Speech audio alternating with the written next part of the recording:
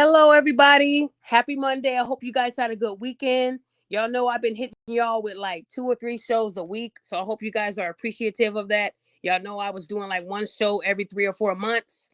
So I just want to say thank you for continuing to grow my channel. A lot of stuff has been happening between the last show and now. And I will keep you guys updated on the Brick case. We already know, just an update, that she's been kind of quiet and people have started to block me. And I thought that was kind of weird that everybody's starting to block me now. Y'all know what happens when the truth comes out. People go hiding because they don't want to take accountability. Just like when Carly Russell, when it turned out she was lying, she didn't say sorry. People said sorry on her behalf. And they try to take away from that by saying, well, there are women that are out there, being kidnapped. And no. It's called accountability. You got to hold that individual accountable right there. All the disrespecting they was doing, all the blaming they were doing. So we're going to do that same thing with this incident as well, as soon as we get more news. Okay. So the reason why I'm doing this show today, because lately Black men have been the targets of disrespect, and mostly from Black women. Okay. When I say that, a lot of people look at me like, why would you say that about Black women and you're a Black woman? Because not a lot of us Black women are holding each other accountable. They're quick to say that they're the most disrespected, but they're slow to say how they're the most disrespectful. I was going to put that on Facebook, but they warned me that if I posted that, I would be on a ban. Now I guess they give you warnings. So I deleted it. So I felt like I can express myself here on YouTube. When I say Black women are the most disrespectful, their mouth, they're rude. They don't have no type of softness to them anymore. They have to be tough. They have to be aggressive. They're trying to be on the same level as a man, and there's no competition. We're women, they are men. We have to know our place, they know their place. That's how it's supposed to be. So a lot of women have been doing a lot of shows about me lately because I told them that quote that Malcolm X said in the 60s, that was for the 60s women, not for these women of today. You guys don't deserve protection when you're out here disrespecting each other. When I say Black women disrespect each other the most, they do. I'm a Black woman and I get a lot of heat from Black women that I did nothing to. That's a mental illness right there. So why do you expect a man to protect you and you don't even care about your own self or your own sister next to you, right? It starts with you. You have to be the change. In order for a man to protect you, you got to give him something to protect. Because if your mouth is aggressive, no man is going to stand in the front lines for you. Who would take a bullet or a knife for a woman who doesn't even respect a man to begin with? They think they're men themselves. You're not, right? We all know that. So when I say that Black men are the most disrespected, they are. Because whenever something comes up or goes down, they are the first ones to be blamed. No one cares about the facts. No one cares about waiting for due process. He's guilty. He did it. I know he did it. And then they will say it's in his nature. No, there's a lot of dangerous men of all races and women too, right? But what Black women need to stop doing is disrespecting your own. You don't see these Karens disrespecting their kins, or you don't see these and Helicas and disrespecting Roberto. It's us. It's Keisha disrespecting Pookie. That's what it is. You see it every day, and you chose him. You chose this person. But as soon as Rhoda came out and said she was hit with a brick by a Black man, and Black men stood there, the attack was on every Black man. Why do they all have to suffer for one bad idiot? If that was the fact, if that was the case, why do all these Black men have to suffer because of by the hands of one man? Is that fair? Should we assume that all Black women are bad? Should we assume that all Black women are loose? None of them know how to be feminine? That would be wrong, right? If we judge all women by one woman. So why are y'all doing it to these men? Why are y'all attacking the men that you want to protect you? How is that fair? You can't say I don't need a man for shit. Men ain't nothing. All they do is this. They don't even work. They have criminal records. Then when some stuff get hot, who are you calling on? You're not calling on Keisha. You're not calling on your homegirl. You're calling on a man. And you cannot do that. Because when you give out that negative energy, it will come back tenfold. Sometimes in the form of a brick. Sometimes in the form of a fist. You don't know. But what you're giving out is the attention you're going to get back. You have to be careful what you say and how you say it.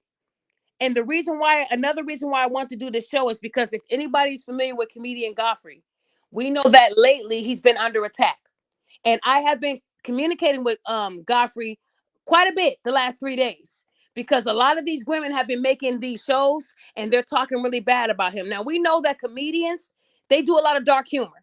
And for some people, they might take it differently. Now, if you ever grew up in the Richard Pryor days, Red Fox days, Bernie Mac days, they didn't hold back. If you were sitting in the front row and your wig was slipping, they was going to go at you. They was going to talk about that wig slipping. And hold on one second, Godfrey. So one thing that I noticed with Godfrey, people were spreading rumors about him. The first rumor was spread by Rhoda. Now, even though Godfrey might have said a joke that didn't go well with everyone, I want you guys to know that on day one, he was on her side, just like I was. I called the police. Even though they didn't hear about it, I still called them. Godfrey was on her side too. Then he started to listen to the story unravel, and it changed up. It went from this to a kidnapping, to a rock, to a brick. Nothing was adding up with her story. So he said a little joke that didn't go well. And now these Black women are creating podcasts, and they're calling him a predator. They're saying he's a pervert. Talk nasty about her niece. He never said anything about her 6-year-old niece. That is a rumor that Rhoda spread to make this man look like the devil. Now these Black women are going to his Instagram and attacking him by making comments that are not okay. Mind you, he didn't do nothing to these hyenas. They're doing this because of their love for Rhoda. They're coming out there and they're risking their livelihoods to talk about this man in a light that isn't right. They don't even know what's going on. And I wanted Godfrey to come on to my show and explain to people that these rumors you're hearing is not true. He just said a joke. But Rhoda, if you're going to hold Godfrey accountable for his little joke, I want to hear you call out Gary Owens. And I definitely want to hear you call out Charleston White. Charleston White was a lot brutal with his jokes. He called her much more. But she's only attacking Godfrey. She's selective. She didn't see what Gary said. She didn't see what Charleston said. She only sees what Godfrey said. This is what women do. And now these women are assassinating his character. And you don't want to go that route. Y'all don't have Godfrey money. Y'all don't even have McDonald's money. You should be humble, and you should thank God that he hasn't sued you yet. Because when you spread something about a man's character, like him being a pervert, that is damaging. That is defamation. And I know y'all don't got defamation money, okay? You don't even have your GoFundMe money. That's frozen. So if somebody had frozen money, I wouldn't be talking right now. So I definitely want to say thank you to this man. If anybody knows who Godfrey is, he is an amazing comedian. He doesn't hold back. He keeps it real. And he will not sit there and let somebody talk bad about his character and not address it. So I want to say thank you to him for giving me his time, because y'all know I'm getting called a low-level page all over because I only got 10,000 subs. That's okay. He came on my page because he respects me, and that's all that matters. So with that being said, I want to go ahead and welcome Godfrey to the show. Hi, Godfrey. Yeah, Hey, Godfrey. you guys aren't showing your faces, huh? Oh, no. I'm a serious. I'm a ninja. But I want you guys to showing your face. Off? Look, I've been under attack all week. Oh, I got you. Yeah, they know my face. So everybody, y'all know his face. So to all the haters who told me that this was going to be an AI type of thing, that is Godfrey. Okay? Yeah. So what y'all going to say now? Okay, Godfrey, I want to give you the floor, man. Go ahead. Well, my thing is, when it first came out, I defended her. I wrote a whole paragraph. I said, hey, why would somebody hit a woman with a brick over a phone number? Like, that's corny. And I've seen dudes do really foul stuff to women when they don't get a number. They call them a bitch and all that shit. And I even talk about it on stage, like, yo, that's whack. That's bitch ass dude stuff. If a woman doesn't like you, she don't have to like you. She don't owe you her number. She don't owe you a high. She don't owe you shit. And I said that in the paragraph, like, yo, why would you, these insecure ass brothers walk around here with that bullshit? And then some days go by and people were like, yo, what if she's lying, dude? How you gonna protect her like that? I was like, what? They was like, what if she's lying? I said, either way, why would somebody hit her with a brick? Like, why would you hit somebody with a brick? And they were like, no, what if she's lying about the brick? I was like, whoa, what? So these people were like, she's a scammer, this, that. I was like, so then when I got to my podcast, because, on podcasts, we like to talk about shit. Corey Holcomb talks about stuff. Rogan talks about stuff. And you go, wait a minute. You mean to tell me I defended this girl and now she's doing GoFundMes, taking people's money because she's pretending like she's been attacked and blaming black men. I said, that's putting black men in danger. I said, if she's lying, you know what I'm saying? And I said, I should kick her I said some Bruce Lee kicker in the back. I was joking. I've never hit women before in my life. I don't even, my sister used to punch me and my brother. We didn't even lay our hands on my sister. My father didn't even raise his voice to my mother or his hand ever. They married 40 something years. So I don't hit women ever. But as a comedian, I joke about shit. I think when people come to my account, it says comedian Godfrey. It doesn't say pastor, doesn't say counselor. It says comedian. And the way I joke, there's people who joke worse than me, but as a comedian, that's the chance you take. You're going to piss people off, but that's okay because I do it on my shows and there ain't shit you can do about it. I joke on my shows about stuff. I don't hold shit back. I mean, I have some discretion. I'm not, people are saying I'm condoning violence. Really? If someone hit her with a brick, how is that my fault? If she got hit with a brick, how am I condoning violence? I wasn't condoning, I was telling a joke, period. You know what I mean? So, and like I said, Charleston White said, he went in on her. And Gary Owens went in too, not trying to point fingers, but all of a sudden you pick me and my shit was lightweight. And I think the women that are cursing me out, I think that they never liked me in the first place, which is fine. Never like, there's a lot. And remember, this isn't all black women because I get a lot of support from black women, lots of it. Because I've spoken up for you guys. On Vlad, I had videos go viral a couple times speaking up for black women before the George Floyd stuff. You know, I just came from the heart and spoke on black women. I've always been positive with them. And they say, oh, but Godfrey, I thought you were pro-black. Yeah, pro-black doesn't mean I'm not going to criticize somebody that's being a fraud. Like, what pro-blackness means, you're proud of being black. You love your pride. You respect your women. But if there's a black person doing wrong, you call them out. If I'm fucking up, you call me out. There's nothing wrong with individually calling black people out. Just because a black person calls another black person out, that doesn't mean they're a sellout. That doesn't mean, I don't throw my people under the bus. I'll make fun of somebody. I don't give a shit if they're black or whatever. But I'll make fun of you if you fucking up. And then I got a lot of black women that are on my thing calling me names, like physical names, which is hilarious because most of the women that were talking about me look like shit. So that was hilarious. It's women that I wouldn't even try to talk to. And I'm not, listen, I think it's hilarious. It's almost grade school shit. Like you, that's why, and then all of a sudden it gets to my career. That's why your career, these are people who are working 9 to 5s, talking about my career. I'm like, what? I'm like, that's why I go, but you have a job and you have a family and you're taking time out to call me names on Instagram. Who's the loser? You know? And this is not me trying to dog out black women at all, man. It's just like, I thought that this was not a big deal, but people say, oh, and people are going, I'm unfollowing you. I said, well, why don't you just unfollow me? Why are you telling me? The narcissism is so heavy that someone has to tell me, a grown person has to tell me that they're unfollowing me. Why don't you just unfollow me? I don't get why you're publicizing you unfollowing me. That's some real bitch ass shit to me. You know what I mean? This is the business that we're in. You know, we're talkers. Comedians are talkers. We joke about stuff. This is that's the chance you take in public eye. Not everybody's gonna like you. That's okay. You know, it takes 51% to become president. You don't need 100%. 51% to be president. So I go by that percentage, you know. And one thing about me is I've spoken up for black folks for a long time. Let me tell y'all something. I would probably be on more sitcoms if I didn't speak up for black people. You know that I put myself in jeopardy speaking up for you guys. And Absolutely. I'm Absolutely. always speaking up for you guys. And they be like, you know, and other women from different races go, so what, you don't like other kind of, I said, I love women, period. I love people, but I love my folks first, because how am I going to show love to you if I don't love myself? How am I going to tell somebody to be healthy when I eat like shit? Huh?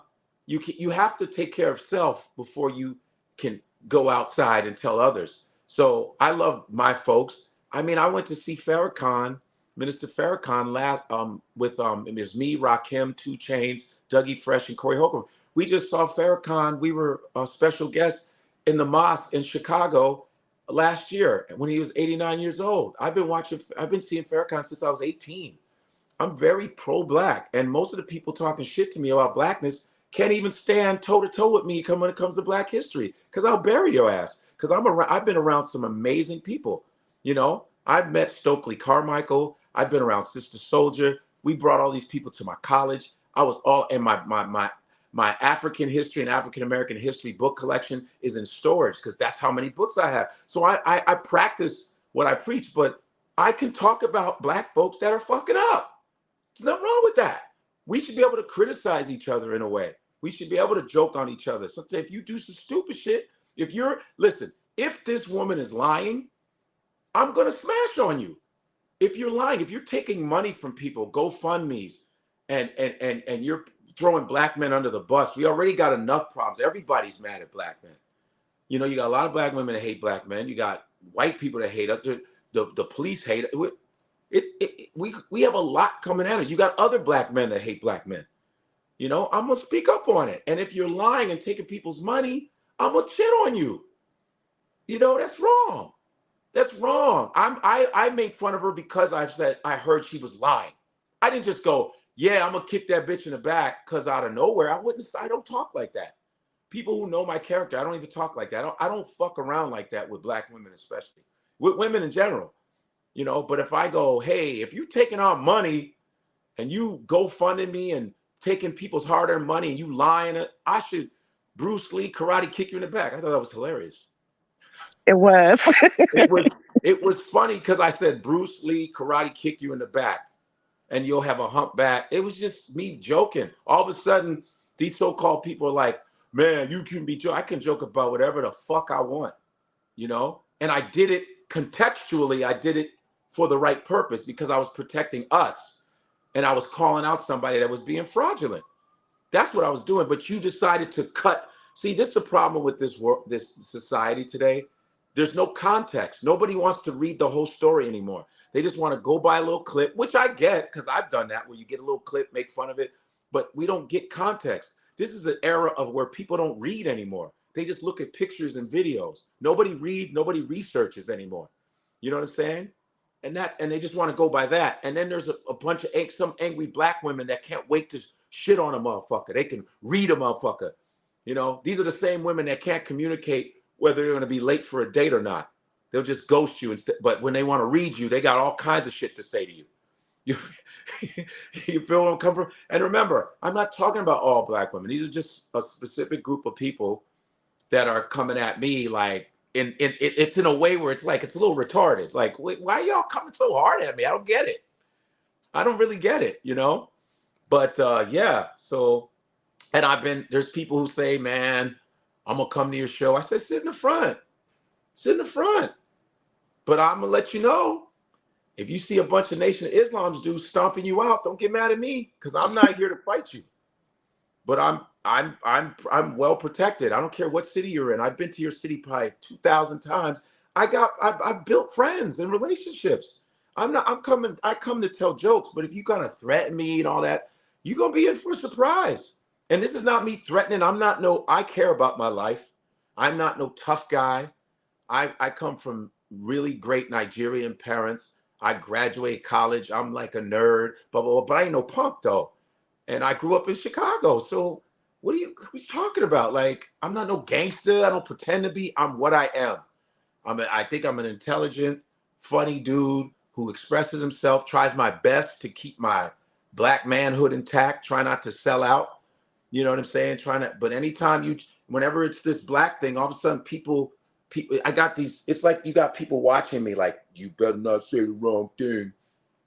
What are you doing for the Black community other than going online talking shit with a fucked up lace front? You know what I'm saying? I'm just, I'm you know over what I here mean? crying. With a fucked up lace front, out of shape, looking crazy, talking about me with a filter. What? I mean, come on, man. But there's a lot of miserable people out there, man. There's a lot of miserable people that need attention, you know, and then making judgments on careers, which is hilarious. It's so funny. That's the thing about being comedians. Whether it's Kevin Hart, whether it's Cat Williams, whether it's anybody, they go, well, that's why. I'm like, what? What is wrong with y'all? Half you motherfuckers are working in an office somewhere. and some white motherfuckers lording over you, telling you what to do. We're all freelancers. I haven't had a job in almost 30 years. Fuck are you talking about? My success is my success. Like, someone told me that's why Country Wayne is flourishing and you're not. I go, first of all, shout out to Country Wayne. I don't know the guy. He's an amazing hustler on Facebook, all that. It has nothing to do with me. And they were reaching. Like, what does Country Wayne have to do with me? Why would you even put us in the same sentence? Like, this is how ridiculous it's getting. I'm like, I love when people thrive and win. I don't give a shit. I got my style. Everybody has their lane, man. Period. I'm gonna keep doing my podcast, and anybody that fucks up, I'm gonna call you out on it. Period. That's it. And if I fuck up, I will be the first to apologize. Go, yo, I want to apologize. I screwed up. That was my fault. I don't have a problem with apologizing. No problem with that. But I want to wait till this comes out into the wash. And, if it's true that she got hit with a brick, it's true. I'll go, yo, my fault. Sorry for the, but I'm waiting. So I want to, what I'm saying, see what's going to happen.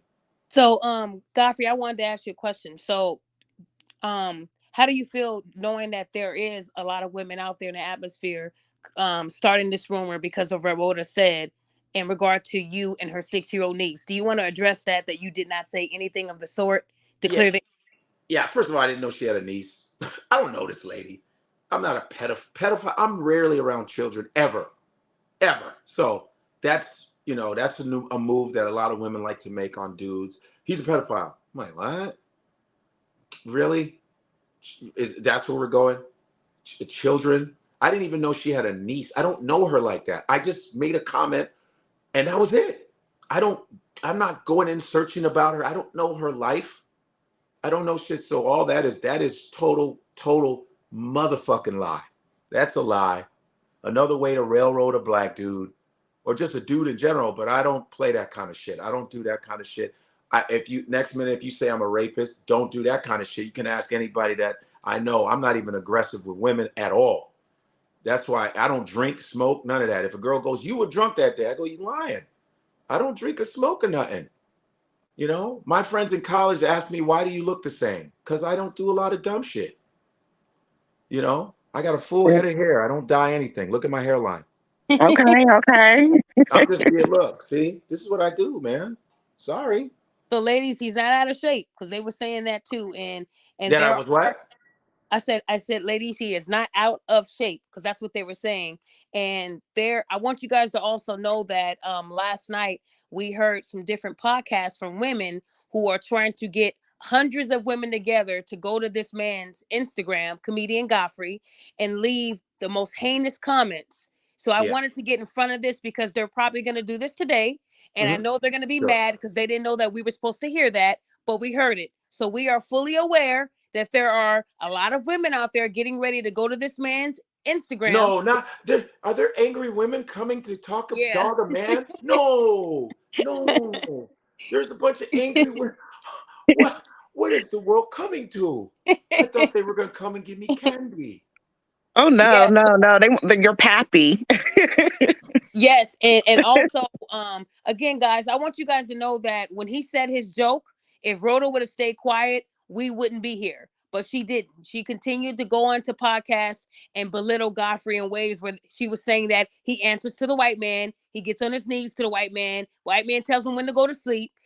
His dad is a white man. Lies. My dad is a white man. And I want you guys to know that when you're a victim, be a victim. But when you're out there going at him and then spreading false rhetoric on him, you're no longer a victim and you can't sue. So wait. Go ahead, my dad's a white man. You're pappy. She's trying to get another fund together. My dad, who, by the way, has passed away. My mother's passed away. And it's all good. But Nigeria, I'm going to Nigeria in December to see my relatives. There's nothing white about me. Nothing other than teeth and maybe eyes that let you know I'm healthy. But other than that, there's no white man. My father's white. This is a cartoon, man. They're grasping for straws. Looney Tunes. He goes his knees on a white man. I think I'm one of the freest dudes you'll ever know. I'm one of the freest dudes. She probably makes her money off white dudes because real brothers ain't gonna take her shit. So usually they go to white dudes because white dudes will let them get away with that shit. But real black men don't stand for that mouthy shit, you know? I wanted to ask you a question, Godfrey. I'm sure you Mm-hmm. saw the video floating around when this initially happened of her slapping white men and saying whatever. Yeah. In a How sketch, did that make you feel? Do you think that you think that if that had been a man slapping women and he was assaulted, do you think women would still do a GoFundMe for him, or would they bring up that video of him slapping women for likes? I don't know, man. If a guy, it depends on how he did it. You know, if he was, women would do that. There's women that take up for men, you know. What But I'm asking, do you think it would be? I didn't understand the sketches that she was doing with those white dudes. I didn't get that. It All was I know is, disrespectful. yeah, it was like she's smacking these white dudes and walking off and then twerking. I was like, I didn't get. It was like, what's wrong with this lady? I was like, something is not right, or unless she gets. I was like, she seems like she's always drunk in these videos. You know, that's what I was getting. I was just getting pieces of her smacking a white dude, two white dudes, and then walking off. And I was like, what? I was confused. And then she goes, these black men hit me with a brick. I go, it wasn't the white dudes that you smacked? And then I was like, oh, mate, they were saying that was a skit. I was like, what? I just, it was a little confusing, you know? But just her antics I just seemed like I said, something is not right, you know? Something ain't right. And then she does one video where she goes, yeah, we don't need no men. Lesbians are the shit. Something weird. I was like, what? Yeah, we don't need y'all, man, and fuck y'all. You know, that kind of dumb shit, you know? Right. So her saying that in many videos that she did need a man and women were okay loving each other and the women are the power ones and they don't need men. Women are powerful. Women are great. Very true. But Facts. she made But it you seem need a like balance. Women need men. That's why correct. you're angry. Correct. Women need men. And men need women. I've never in my life said fuck all women because I love women. We need you guys. When I had a mother and my father, my parents needed each other. You need Right. mother and father. You need feminine energy and you need masculine energy. You Right. need men. You need it whether you like it or not. But most of those women are usually by themselves, ain't got nobody. Anyway, they don't have anybody.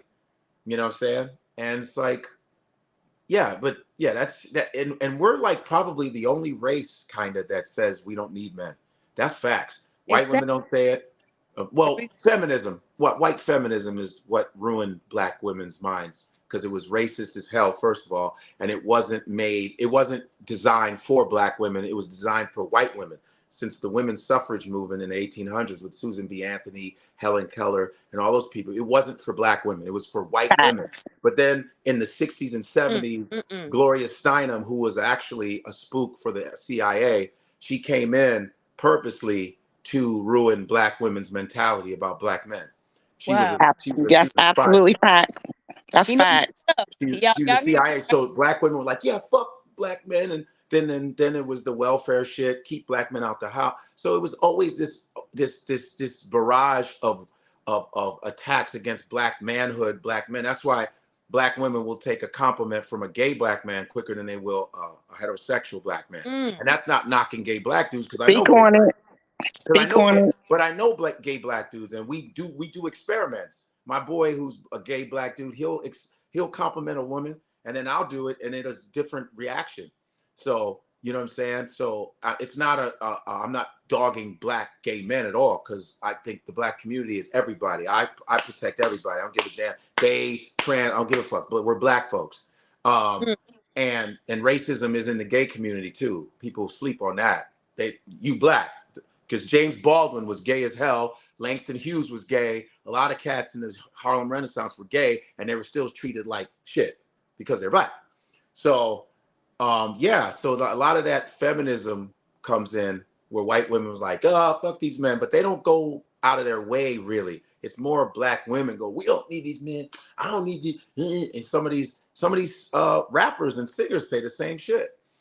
We don't need these niggas. But you saw Taraji P. Henson. She made that speech. Excuse me, we need y'all. Taraji was like, nah, fuck that. We need you. I don't know if you saw that. It's really great. I did. We need you. You know, I don't know what they talk about. Right. Yeah, of Speak for course you do. yourself. You can see it in women's faces that they want a dude. Look at the women and the Yeah, black couples that are happy. Look at that. It's amazing when a woman does have a dude. Look at it. Or even just good male support. Look at the right, difference. right. There's a difference. You want that. It's in psychology. You want to be loved. You want to be cared about. That's a natural thing. Babies, when you first born, it's important for the mother to touch them. It's important for them to hug, hold, because that's important. So everybody needs that, you know. That's right. Or when you don't get it, you make it up in other ways through anger, through all kinds of other shit. You know what I'm saying? So, So Godfrey, I want to ask you a question. So, this type of behavior that she's doing here, would that be accepted in Nigeria? What happens when women are like her, wild and one? I didn't grow up in Nigeria, so I don't know, but I Okay, know being in countries like a lot of that shit wouldn't be accepted. I don't even know if she would be doing that okay. in Nigeria, even in Somalia. I think she's Somali, no? Yep, she is. I don't She is. even think they would allow that in Somalia. I mean, in these other countries, they don't play that shit. A lot of them don't. I'm not saying that they're no wild women, but when I was in Saudi Arabia, shit. So slapping people for clicks What? In to jail. Saudi Arabia? Like, I wish you would. In Russia, when I was in Russia, you don't see in Russia when I was in Russia, when I was in China, shit. I'm not saying I can't say that it doesn't happen because I don't live in China. I don't live in Saudi, but just the culture is so tight with men and women, but I don't think she'd be able to do it in Somalia either. Mm, But this is America, and we're all raised different. I'm not saying that this person, I don't know this lady. I just reacted by the video. She could have, I don't know what she's been through. I don't know if she has a mental, I don't know. But I just reacted like a comedian reacts. That's why people watch the podcast. And I talk about what I talk about. And the people gonna go, why you say that? Duh, duh, duh, They just wait. They just wait. Especially when they go, you ain't funny. I go, okay. Even when I have good shows, there's a few people not laughing. It's all right. right. It's comedy. It's subjective. All right. You ain't funny. Okay. What do you want me So to Godfrey, I also have Prophet on here, and he's been on this case too, and he's gotten a lot of heat too. And I feel like any black men that were against the sisterhood, as far as wanting to wait for due process, you yeah. guys were belittled, and your character was assassinated, as Sure. well as Sure. mine. So, Sure. Prophet, I wanted to introduce you to Godfrey because I know that you spoke highly of him too. Go ahead What's and up, man? tell him a little bit about you. So I know you got a couple questions, Prophet. Go ahead, hon. How you doing, brother? Peace. What's good? I'm good, man. Hey, first, I want to say, man, it's an honor to meet you. Okay, Thank you. I've Same. been a big fan. But Thank you. look, we went hard too. Me and my co-creator Flo, we went hard for this man. Well, he went hard for her, okay, and um, as he was going hard, he already knows once something hits my eye, I'm gonna criticize everything. And I started looking at it. I got this feeling in my spirit, man. Yeah. And we broke the news to him and said, "Hey, brother, she lying." And then as the time went on, we calling her out on our lives and everything. We got up there. I started reaching out to some of my African friends, my Somali friends, Nigerian, and all that, right? And they know everybody across this country. They don't realize people don't realize the tight knit that they have. And the moment that I showed her picture, they already knew who she was. She's been Whoa. excommunicated because she's known for lying. She's already the way that they work in their you probably already know the way that they work in their community, man. As long as you're doing what's right, they're gonna help you. They'll feed you. They'll Yeah. clothe you. You know what I'm Yeah. saying? They'll put you in a house, buy you a car, whatever. You know. But the moment that you mess up and you're out here doing stuff you're not supposed to be doing, they kick you out of that community. You have no more help. I've seen a lot of homeless Somalis. I've seen homeless Nigerians.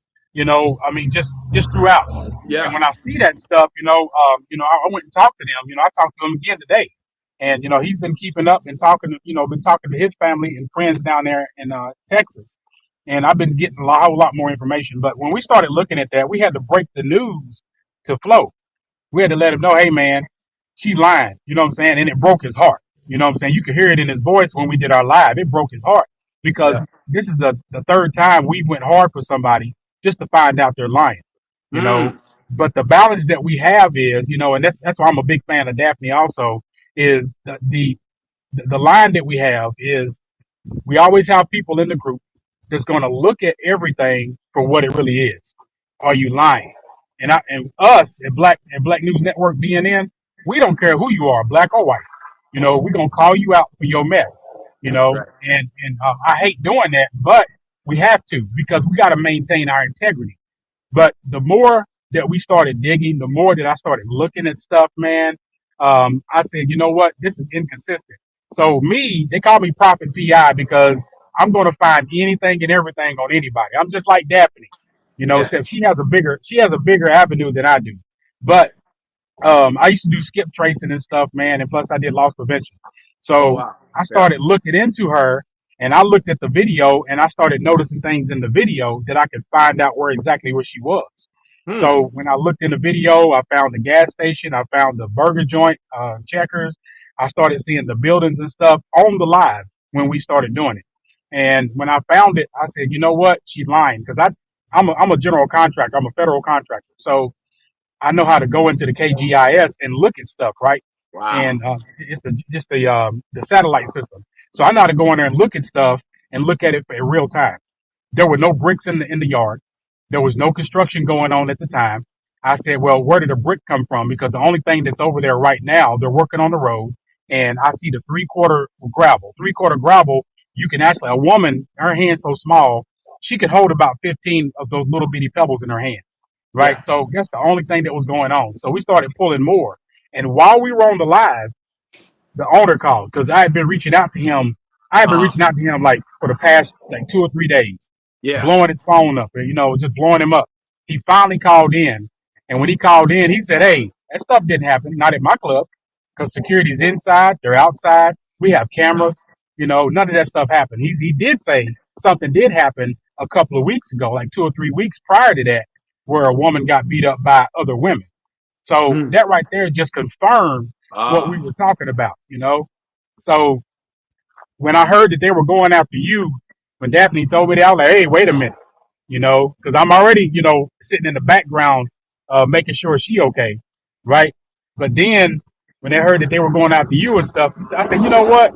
We're gonna take them down hard. We're gonna take them down real hard. So we got so much stuff on them, man, and people don't even realize all the evidence that we have. They don't realize all the evidence that the police have. You know what I'm saying? Yeah. And people are still going with this story. And my biggest hurt was the attack on black men because when Man. she first came out with it, and then I saw all these ladies that were out here, man, they were attacking all black men. And we made it a point to say, hey, nobody was around over there. There were 3 or 4 people right there.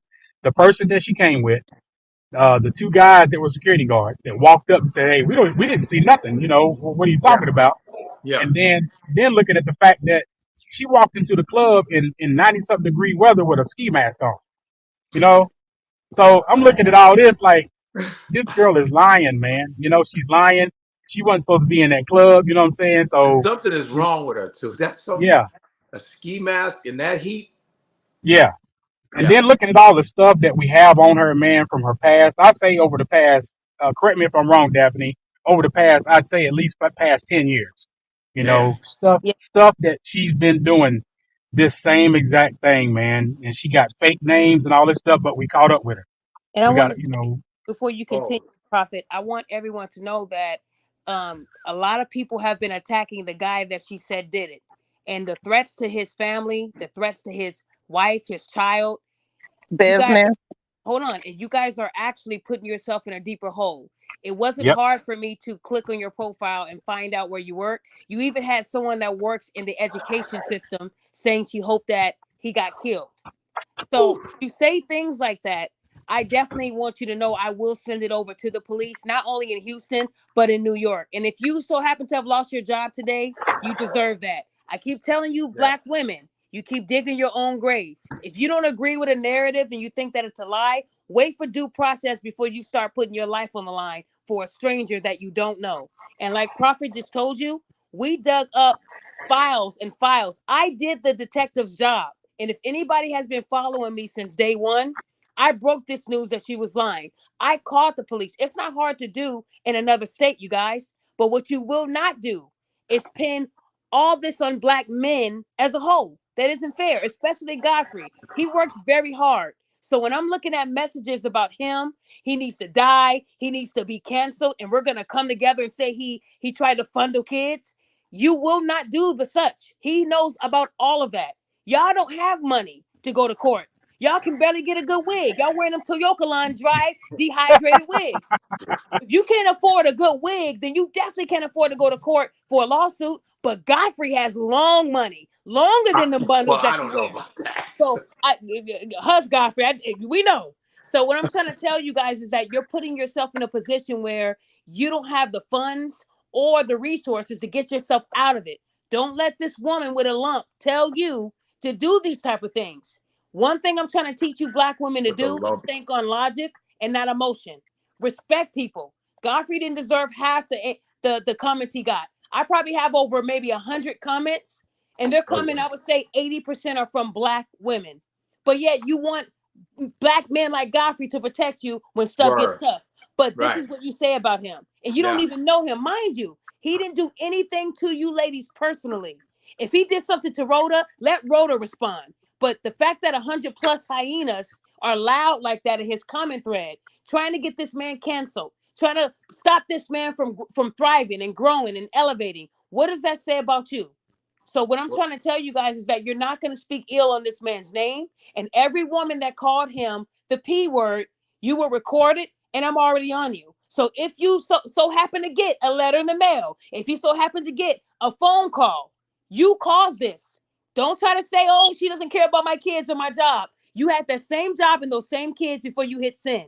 I need you ladies to start using the brain that wig is attached to. I need y'all to stop doing these things. It makes you look really bad. Rhoda got y'all out here looking dumb. I would never post stuff if I didn't know the outcome.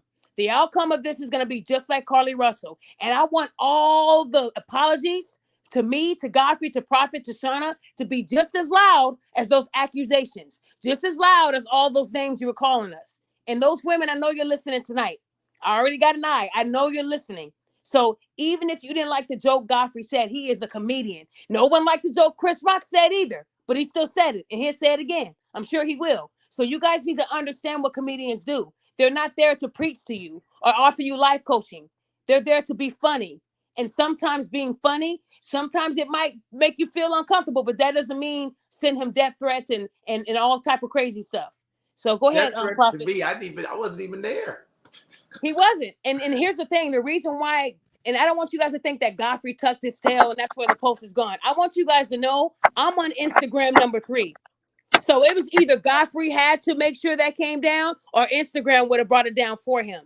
When a bunch of people mass report something, they will take it down. I've lost 2 other pages. One was almost at 100K. The other one was Mhm. almost at 25K.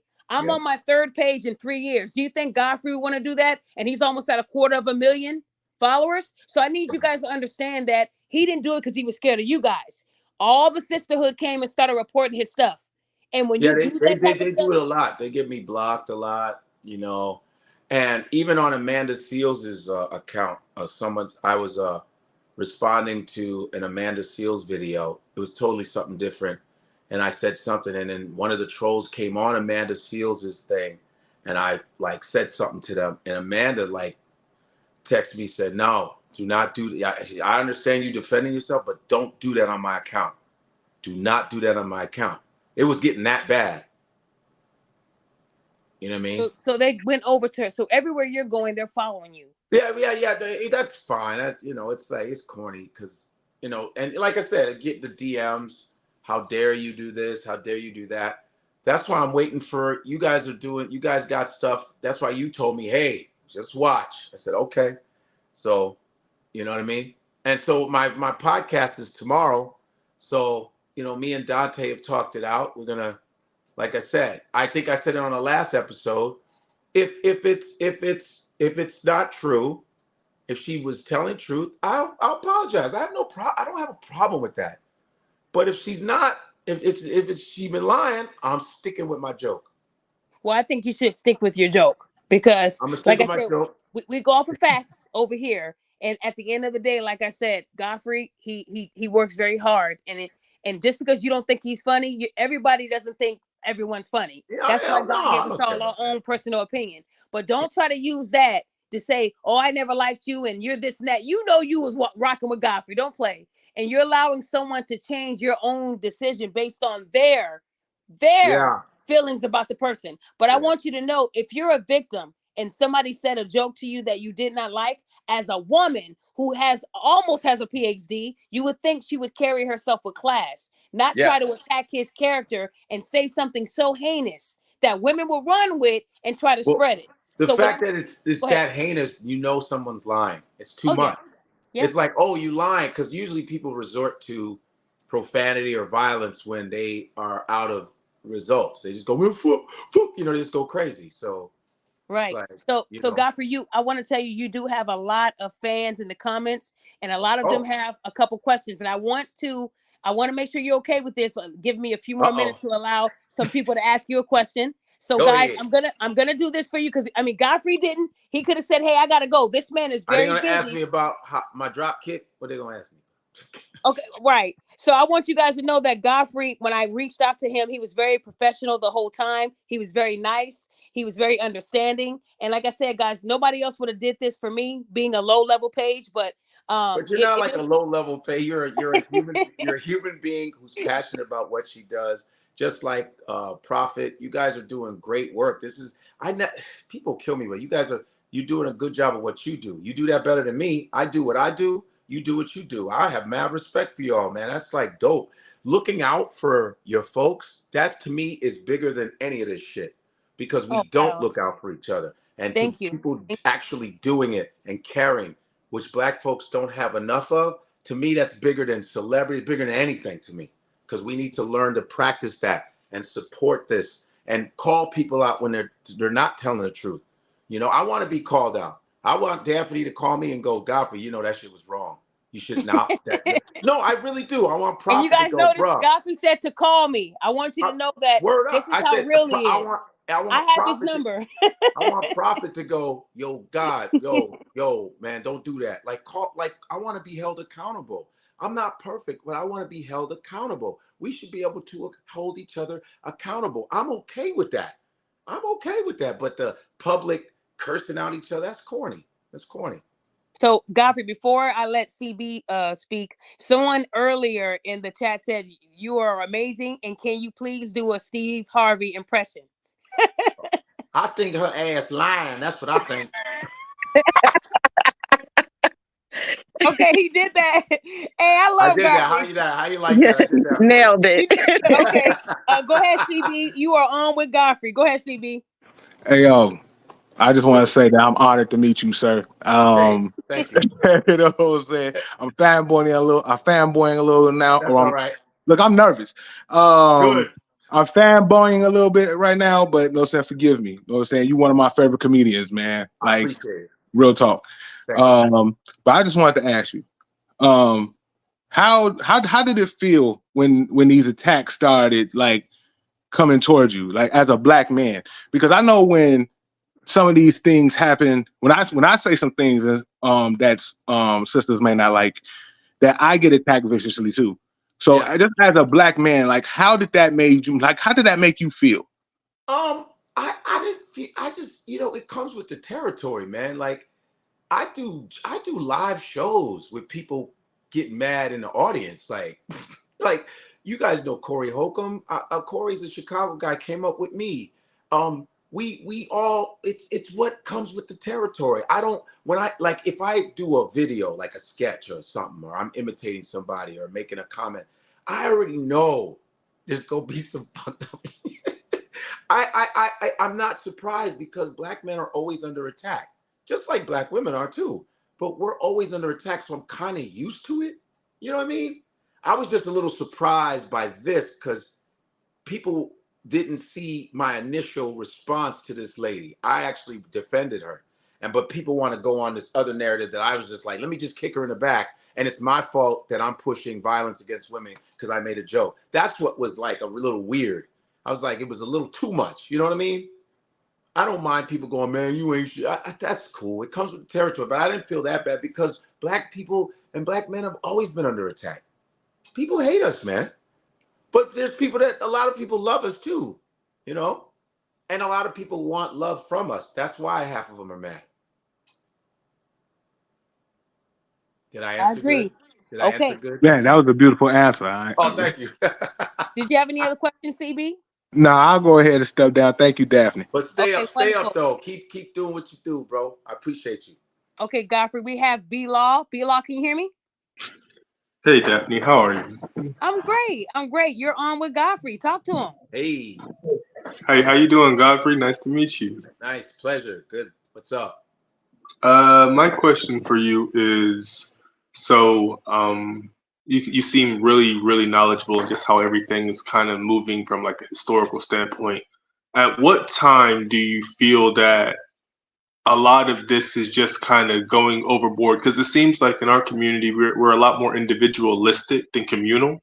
No Do you doubt. think Do you think that that plays a big role to the point to where, because I'm thinking about Ice Cube, and remember when he did, his interview with Vivica Fox and all of them, and how they were, and how when he talked about how it was beneficial to Black people, and how they said, no, it should be for Black women. Why do you think we talk from a separation standpoint when we talk about Black women or Black men, and not just say Black people? Well, I think a lot of it has to do, and I'm gonna say this, white supremacy, man. It's just we've always been pitted against each other, and everyone's gonna bring up the slave thing, but it's facts. You look at what's happening in Africa now, which is kind of cool. There's a lot of uprising happening.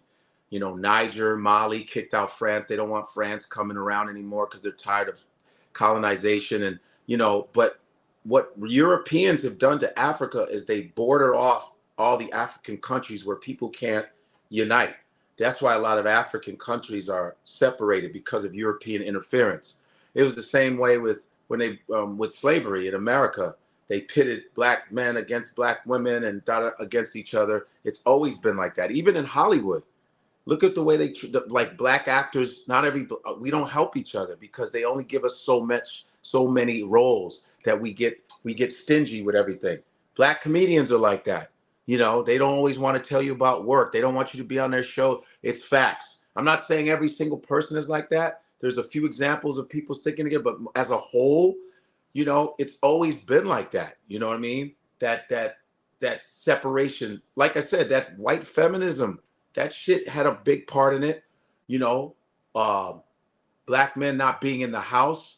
And look at it's like the battle of sexes. Even what's her name? Van Sant, Iyanla Van Sant. She said she had a really good little video she made. She goes, Black women, you have to stop talking so harshly to Black men. You are talking to them like you're a guy. Like you are talking to, and Von Sant she's like Mother Earth, you know what I mean? And she's like, yo, you guys are talking so crazy to these men nowadays. You're talking crazy, like you want to be the dude. So there's this divide, I think, of Black men and Black women from all of the effects of slavery and feminism and all of that shit. I don't need no man bullshit. It's a lot of that. And also Black men have to be held accountable too, because we kind of started a lot of it too. Being disloyal to Black women.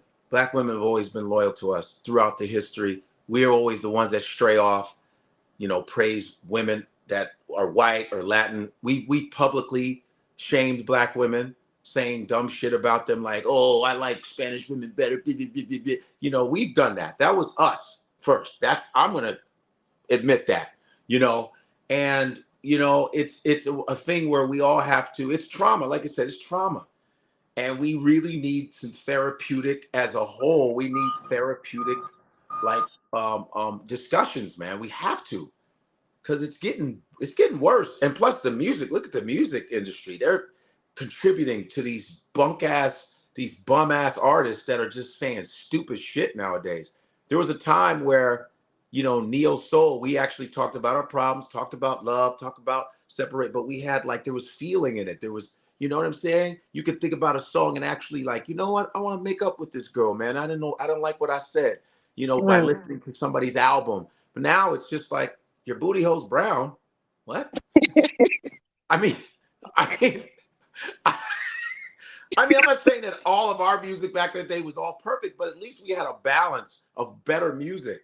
That's just my opinion. I don't know if I answered your question. And it's so funny because I was watching some of them talking last night, and they were talking about hyping that song up. So that says a lot. But it affects you. It's subliminally, because the music industry is very smart. All of this stuff is subliminal. It's the messaging, like men ain't shit, women ain't shit. You all, that stuff. When you're running that shit over and over and over, that gets into your psyche, man. Psychology, Exactly. it's very smart. It's actually brilliant. If you want to destroy people, it's brilliant to do that.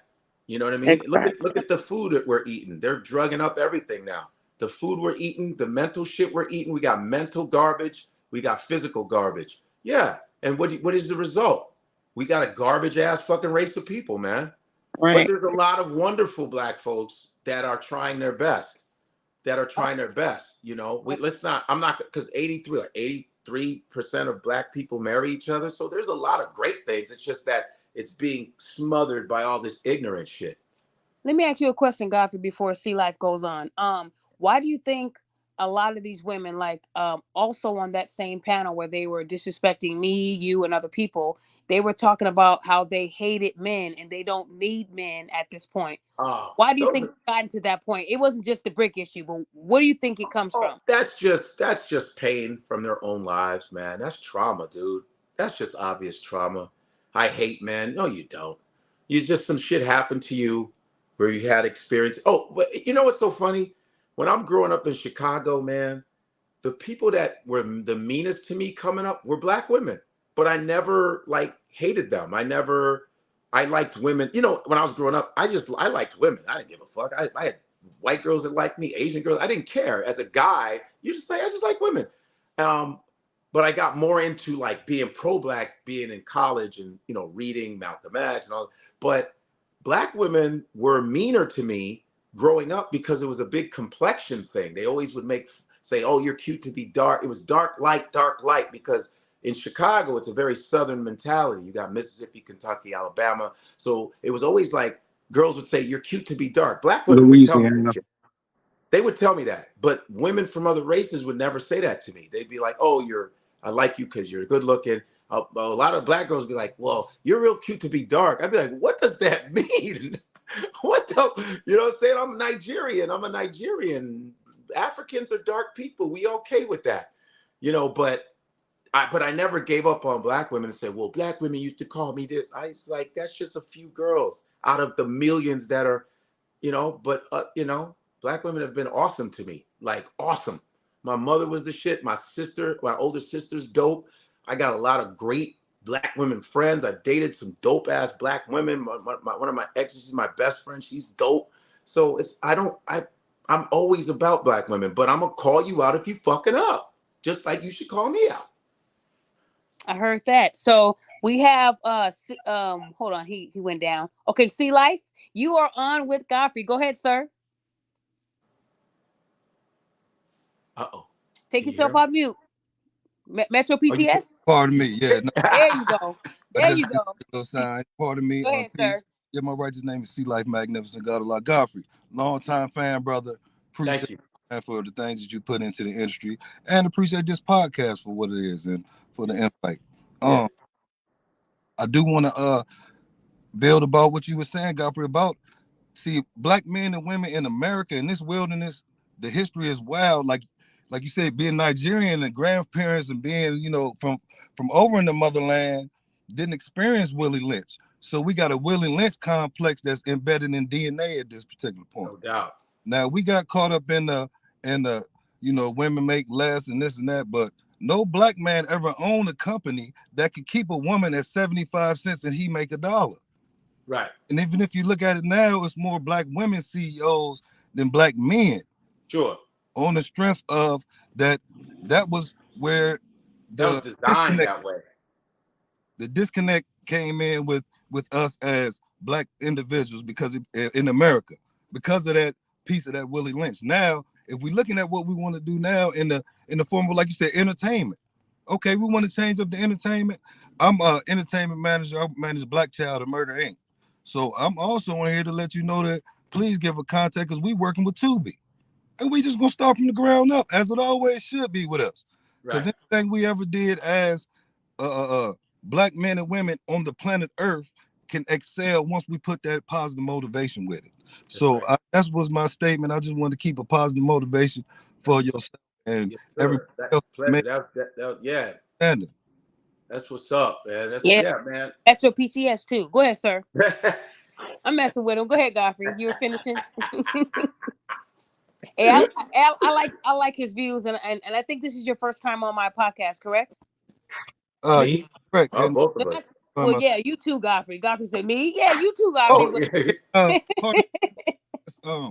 I work in gun violence prevention in Inglewood and area in Chicago. So oh, okay. Oh, I'm not. Oh, wow. brother, you in Chicago? I'm in Chicago. Yes, and I am. I work with Ready Chicago. So what we do, Oh man, Okay. you might have to link up. I'm in Chicago too. and the young brothers I work with got 1 foot in and 1 foot out. Yeah. Okay. Trying to pull them on that foot out so that way they come all the way out. And I'm like, okay, if you like to be active and get active and do action, then let's shoot some movies. Let's shoot some movies where maybe you and some individuals that you grew up with that y'all can all come together with. Because one thing about this city, the third largest city in America, the talent is enormous. Yes. I just think the destruction needs to be a little bit more. Y'all never had a Sony. Y'all never had a huge record label right in the city. Y'all had artists from the city, but never really a huge label that we base here in Chicago, and this is what we're pushing out. Yeah. Right. Change the narrative. Change the Exactly. narrative, man. I mean, But because it's we like, created the narrative in the first place as original people on the planet Earth. So why not change it now? yeah, And it's talk. just, it's the petty stuff. Like I always say, it's always the little things. Like my coaches used to say in sports, it's not always the big things. It's the little things you got to work on. And for black folks, it's the loving of each other. That's why we can't have businesses together sometimes. It's because we Yeah. hate each other. We don't see value in each other. We'll see value in white people. We don't see value in ourselves. That's why we're quick to kill each other, beat each other up. Well, I'm gonna fuck that bitch up. I'm gonna fuck that nigga up, because you don't see value in that other person. That's why that knowledge of self, and Minister Farrakhan says it, Malcolm X said it, Marcus Garvey said it, and you know, Angela Brown has said it from the Black Panthers. Angela Davis has said it. All of those great people have said it. You have to have knowledge of self first, so that you can appreciate the person that looks just like you. But when you don't have that, that's why you get, you go to a club, someone bump into you, you get super, super angry. But then the white dude just called you the N-word and you chilling. No, true You know? indeed. I would like to add on right fast with that, cuz Yeah. Go ahead. I see it like this as well, because as you ever seen two people that's in love, but they argue and they fight, and you like, how are they in love for real and talking to each other like that? That's where I think we've gotten. We don't talk to the outside people like that. We talk to each other like that. Right. We love each other so much that we don't even know how to communicate. Right. So we rather be violent instead of being Yeah. silent and listen to one another, maybe Yeah. at times. Yeah. You know? Why does everything have to come to blows? Why can't we be like, you know what, man, this ain't worth it, man. My bad. It's like I nowadays, like if I bump into a brother, man, he'll be like, yo, I go, hey, my fault, man. I'm real sorry about that. That they don't know what to do with that. They think I'm gonna go, man, you was in my way. I'm like, what? Hey, my fault. I'll take it. I'll do to be the. If you want to call me a pussy, that fine. But I would rather see me be kind to a dude, and that'll stick in his head. Maybe he goes, hey man, this dude was real cool with me. That's cool. It can be so easily done. It doesn't have to be like, yo, you bumped into me first, but I'll be like, hey man, my fault. That was my fault. Sometimes we got to be that person to show the compassion. I got to practice it. Listen, come on, man. We're dudes. And, we grew up on Bruce Lee. We want to kick everybody's ass and Right. blah, blah, blah. We all want to be. But you know what? As you get older, I go, I'm going to take the other route. I want to be the person that shows compassion, man. I got to learn to do that. Because we have emotional immaturity in our culture. Emotional, we don't hug each other anymore. We don't do any of that shit. And we got to learn to do that. We have to. Being a We career, are our own solution. What? being a career coach, that's what I help brothers do, the cognitive thinking. To be able to Yes. slow it down to speed it up. Slow down your thinking of the what you might want to do on the negative side and speed up your positive thinking, and then the positive results will come. So, like you said, they don't know how to react to a bump except for the bump back until we start showing them different.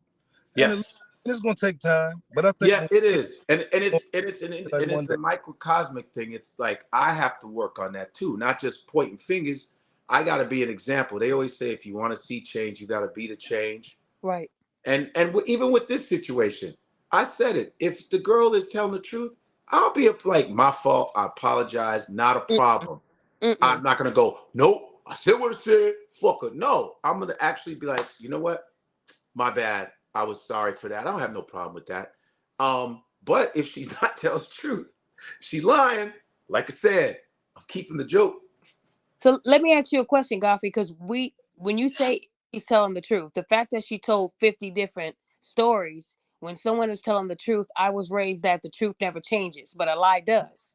So Yes. even if it turns out that maybe she was assaulted, but it wasn't the same story she told all of us, it would still be inconsistencies with the story, which gave us every reason to question it. If Yes. I went to the store on Monday, I went to the store on Monday, but her story was I went to the store. Then after that, I went to my friend's house and did 50 other things, but Mm-hmm. you only hear the store on Monday. And that's Yeah. what people are hearing. So Yeah. what I'm trying to teach Black women as a Black woman myself, we can prevent most of the arguments we have with our Black men by thinking first before we speak. We think on emotion. If a man does something to make us mad, we're ready to burn his car like Angela Bassett. We need to start analyzing the facts, taking a deep breath, and then reacting. All these women that are attacking Godfrey and me and Shauna and Prophet and other people, it's all on emotion. And that's why our men don't want to be around us. It ain't all Mm-mm. the man's fault. Maybe back in the day they did some cheating, whatever, but we're talking about now. These women now, you can't tell a woman from a man. When they start speaking, you're shocked that it's coming from a woman. So now I'm able to understand why when I was younger and playing basketball with men and cussing them out, why they called me a man. I thought they were talking about my physical. No, they were talking about the aggression, the masculinity I brought. I Yeah. didn't need to do that. My game spoke. So when a man took me to the side and said, Daphne, your mouth is bad. I know your dad didn't raise you like that. No. And I know my dad is listening to this podcast for the first time since I've been doing it. So shout out to my dad who raised 4 kids by himself when my mother passed away. Right My dad on. stepped up and showed me what a Black man, how he's supposed to love and protect.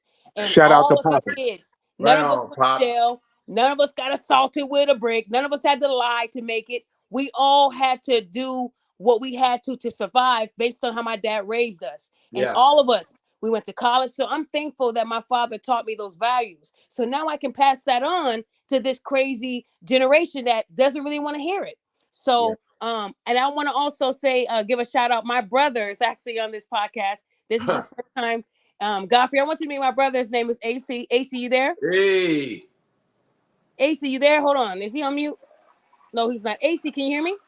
Yeah, I can hear you, sis. How's it Okay, going, guys. Godfrey? How you doing? I'm Godfrey, good. this What's is my going baby on, brother, man? man. AC, I know you got a question for Godfrey because you were happy when I told you he was on. So go ahead. Yeah. First of all, thank you for deciding to, share these insights on just your personal experiences. I think as as Black men, it doesn't matter where you come from. Black is Black. It doesn't matter if you mix with Right. anything. Black is Black. And so for you to use your, your talents that God has blessed you with to communicate how we can be better together rather than, divided, I think that's amazing that you're choosing to make that decision. One thing I would like to say to you is just being, just being conscious of what goes on in our society, just being conscious of, being, trying to educate my brothers and young brothers who I come up with on how to be better men and how to, how to be better people. What do you think that, we can do as a people to really break that barrier? Because I'm exhausted. And what I mean by that is Yeah. too many of us are saying we want to do things when we dominate economically, we dominate the world from an African American perspective. We generate Yeah. the most profit. but Yup. it's almost like everybody wants their piece of the pie to say that I'm better than you, that I have a bigger piece of the pie. How do we really create that instead of saying things? Let's go back to that civil rights movement. We're actually doing things. How do we actually physically do stuff together? How do we boycott, NFL so we can get black ownership? How do we boycott NBAs? How do we boycott, our talents so where that we start creating our own Black Wall Street again? How do we Yeah. actually get to that point? Because I'm tired of hearing about our problems that we always go through, but we Yeah. are the greatest resource in America. We are the greatest resource. How do we take advantage and take back control of those resources? And I always like to go back to knowledge of self, man, because even with Kaepernick, remember we were all trying to back him up. We tried, but then everybody's watching football again. We tried our best, and it's an individual thing. Because me and you could go and say, hey guys, we can get on a bullhorn and go, yo, we need to start motivating each other, and it would go out one ear and out the other. And I think it has to start with basic building blocks, because we're such a destroyed race, with a lot of potential, but wait, something, do you hear that? Wow, why is this Can you phone? guys mute Yeah, me? this phone Godfrey, sucks, man. I'm not gonna lie. mute, mute, I know mute. it's only $40, but Go Oh, ahead. that's why. Go ahead, Godfrey. Sorry about that. But no, we need to I always say knowledge of self. We have to get uh-oh. Yeah, I removed him because I muted him. He kept on muting. Go ahead, Godfrey. Sorry about We that. have to get knowledge of self, man. You have to read up on all these authors, these great authors, from whether it's Toni Morrison, like you got to read up on stuff, read up on our history, read up on whether it's politics, whether it's business, whether it's, you have to read up on things and know where all of this is coming from. It's like if you were suffering from a disease and you were left on your own, you're going to go and look up the causes of the disease. You're going to look up remedies for the disease. You're going to read and read and read so that you can get better. That's natural. So we have a disease, man. There's a black disease of not being together, hatred of one another, low self-esteem, insecurity. It's a disease. And there are solutions to this disease by reading up on the people that have come from the past, reading up the W.B. Du Bois, the Booker T. Washingtons, the George. We have to read up on the potential that we had, the people that came before us. We need to, kids need to read about the scientists and the people, all the inventions that black people practically invented everything in America. Read about that so that you can have a mentality of success, a mentality of, yo, we are important. We are important. Black women are important. Black men are important. Children, we have to. Our only solution to me is learning about ourselves, because you cannot do anything if you don't love yourself. You can't. The reason why I go to the gym is because I love myself. I care about myself. So I go to the gym. I try my best to eat better food. I try because I love myself enough. That's why it's the same thing. Like, we have to mentally feed ourselves proper shit in order, because if your mind is fucked up, your body ain't going nowhere. You have to mentally go, okay, I've read about this. I've read about the people that came before me. I read about the respect for black women. Boom. Now I got all this in my mind. Now my body's going to follow that. That's what I believe. I heard that. That's what I believe. I mean, I'm a comedian. I'm one dude, but I believe that just from learning from the elders and being taught this since I was 18, and just learning even from my pops, who was an educator for 45 years in Chicago, from my dad, from just learning. And it's all about education. It's about knowledge of self. It sounds corny, but it's like, what do they say? Eat right and exercise. It's a fact. It's never going to get old. Eat right and exercise for health. That's facts. Right. That's what it is. So Godfrey, I want to introduce you to somebody else. His name is the Roger Report. This is someone who actually convinced me to create this podcast, and I wouldn't have this podcast today if he did not push me to do it. So I want you to meet him. The Roger Report. Go ahead, sir. Hey, Daphne. Great to see you. Great to see you. Shout out to you, Godfrey. Big fan. Thank you. Appreciate your presence here, brother. Appreciate your presence. And it's not a small thing. So I mean, I really sincerely appreciate your presence. I'm actually from Chicago myself, so All you know, right. so I'm already a fan of yours anyway. You know what I'm saying? Thank you. Because Yes, especially sir. because you represent us extremely well. So thank you for how you represent my city. Real talk. Yes, Thank you for how sir. you represent my city. Yes, And I do sir. appreciate the work you do. I'm gonna throw a couple things out there for you that I just Okay. want you to just hear them, examine them, do what you want with them. Not that I'm even trying to Okay. look for credit or anything like that, because I do understand the problem that you speak of, and I do deal with a lot of that stuff on my channel.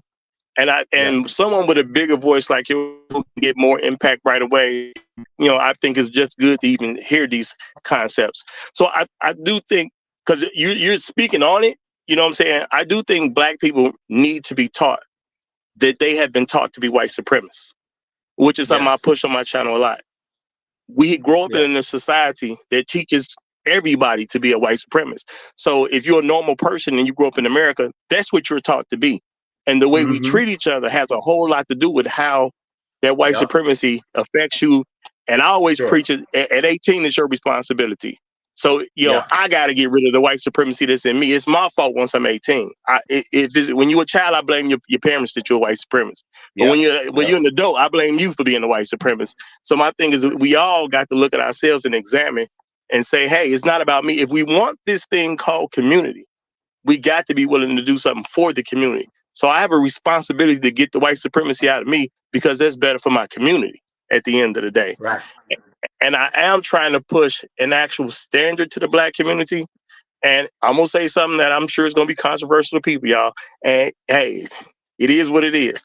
But I say that there's a now a new standard that I'm pushing, because the black community is really two separate groups, two separate communities. And I just want to hear your opinion about it, if you're willing to give, because I ain't gonna push an answer, nothing that you're uncomfortable answering.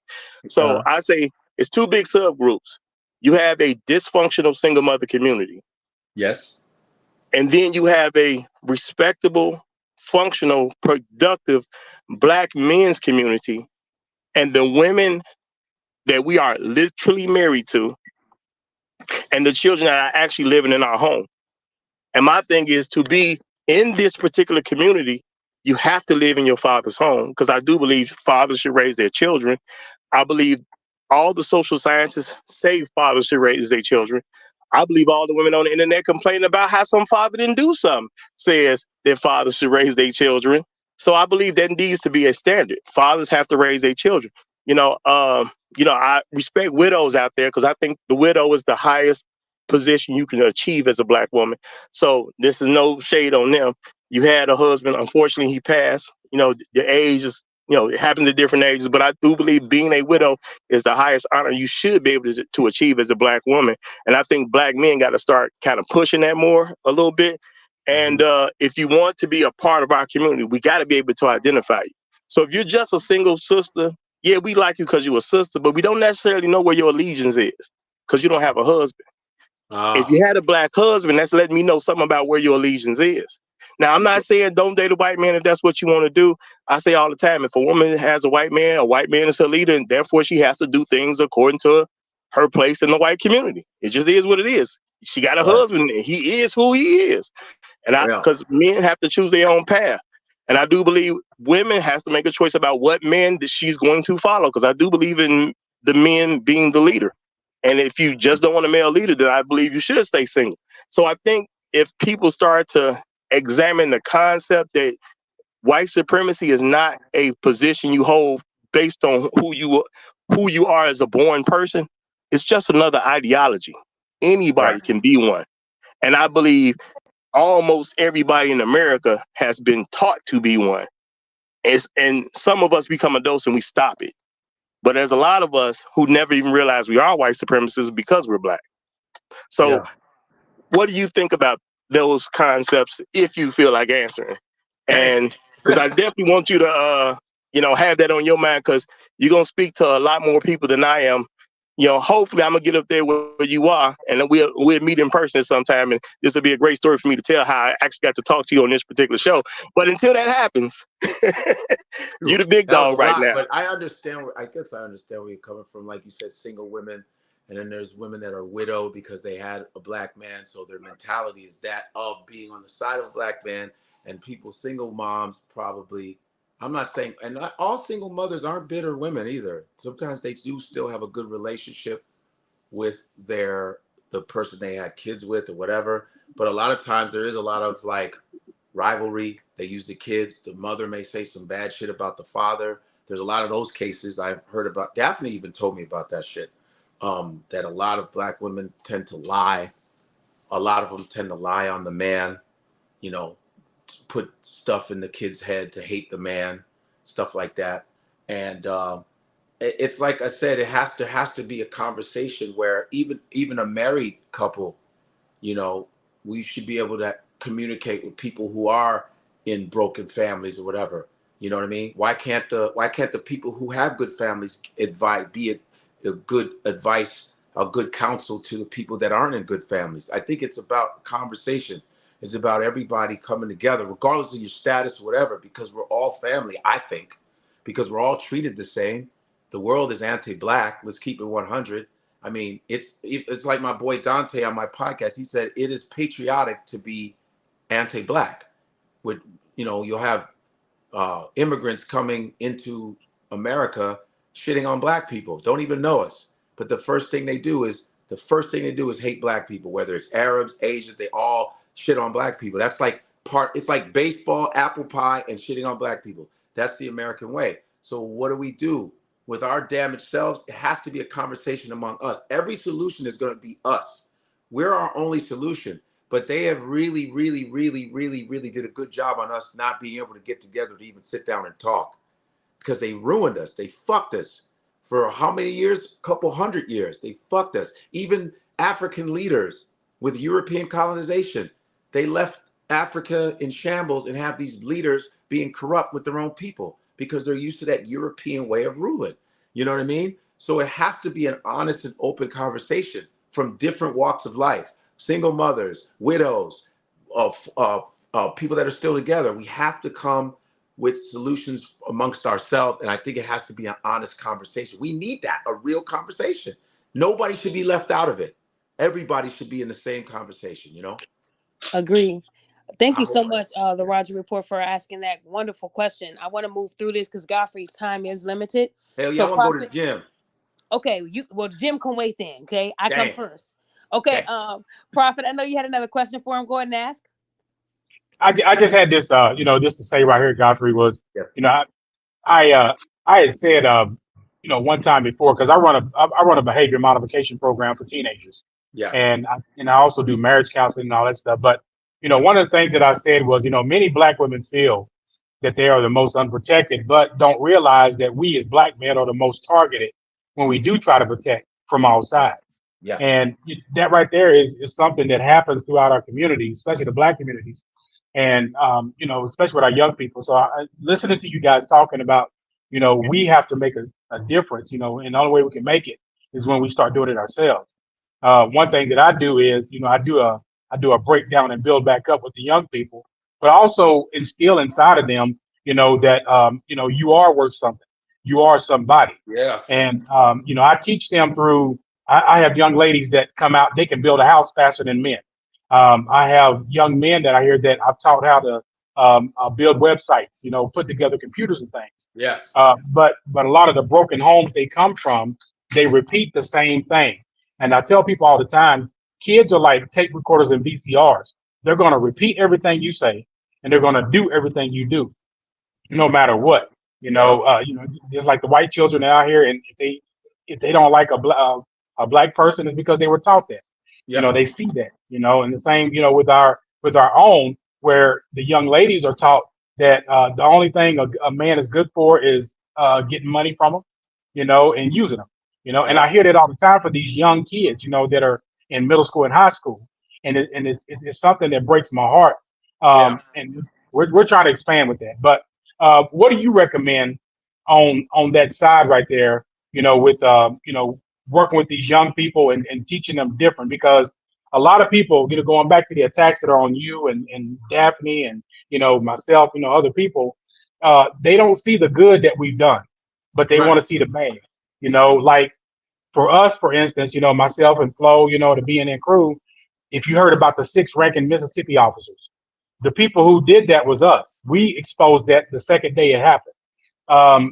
Finding the kids that got kidnapped. We have kids that we've been kidnapped, black women that have been attacked Yeah. or taken out and everything. They don't see that good part. You know what I'm saying? That you do, because I've been following you and I see the good that you do, but nobody wants to see that once they see just a small centimeter of something about a black woman or something that they deem as bad. So going back to that question though, how do you recommend we fix that with our young people? As a village. I think what you're doing, and Daphne doing, is an example of what I said. It takes individual work. Sometimes you're gonna be an unsung hero, man. You know what I'm saying? Sometimes you're gonna be like the stuff I talk about on stage. Sometimes I'll spit in some knowledge, and my audiences are mixed because I want white folks to hear this too, because our history is their history. It's the same, but sometimes it gets unnoticed because I'm not like certain cats that are commercialized. They say, when are you gonna get a special? I go, look at the shit I'm talking about. I think it's gonna be a minute. You know what I mean? So but I that doesn't steer me away from it. I still do what I do because I'm reaching people in my own way. And we have platforms like this. We just gotta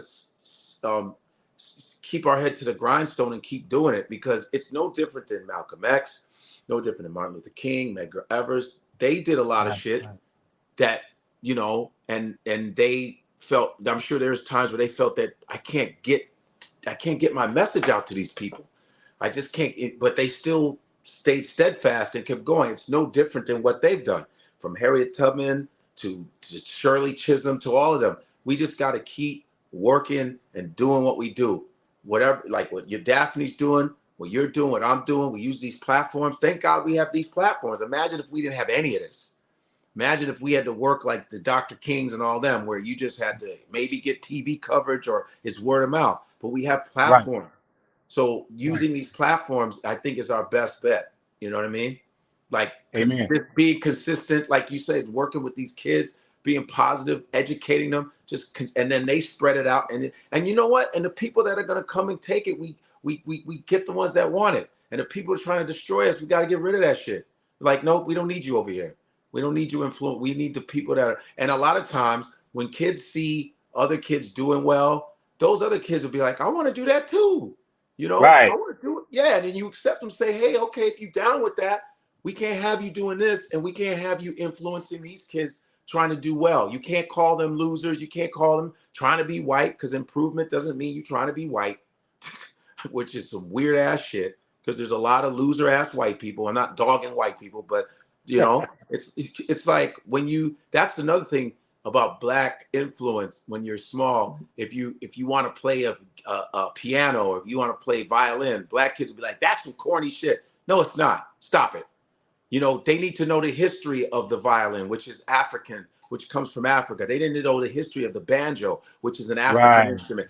When they see, this is what I'm saying. When you have knowledge of self, when you know that black people created rock and roll, we created rock, we were the first to make guitar. You won't get mad at a kid playing guitar or violin. You'll be like, no, that's what we done. That's what we did.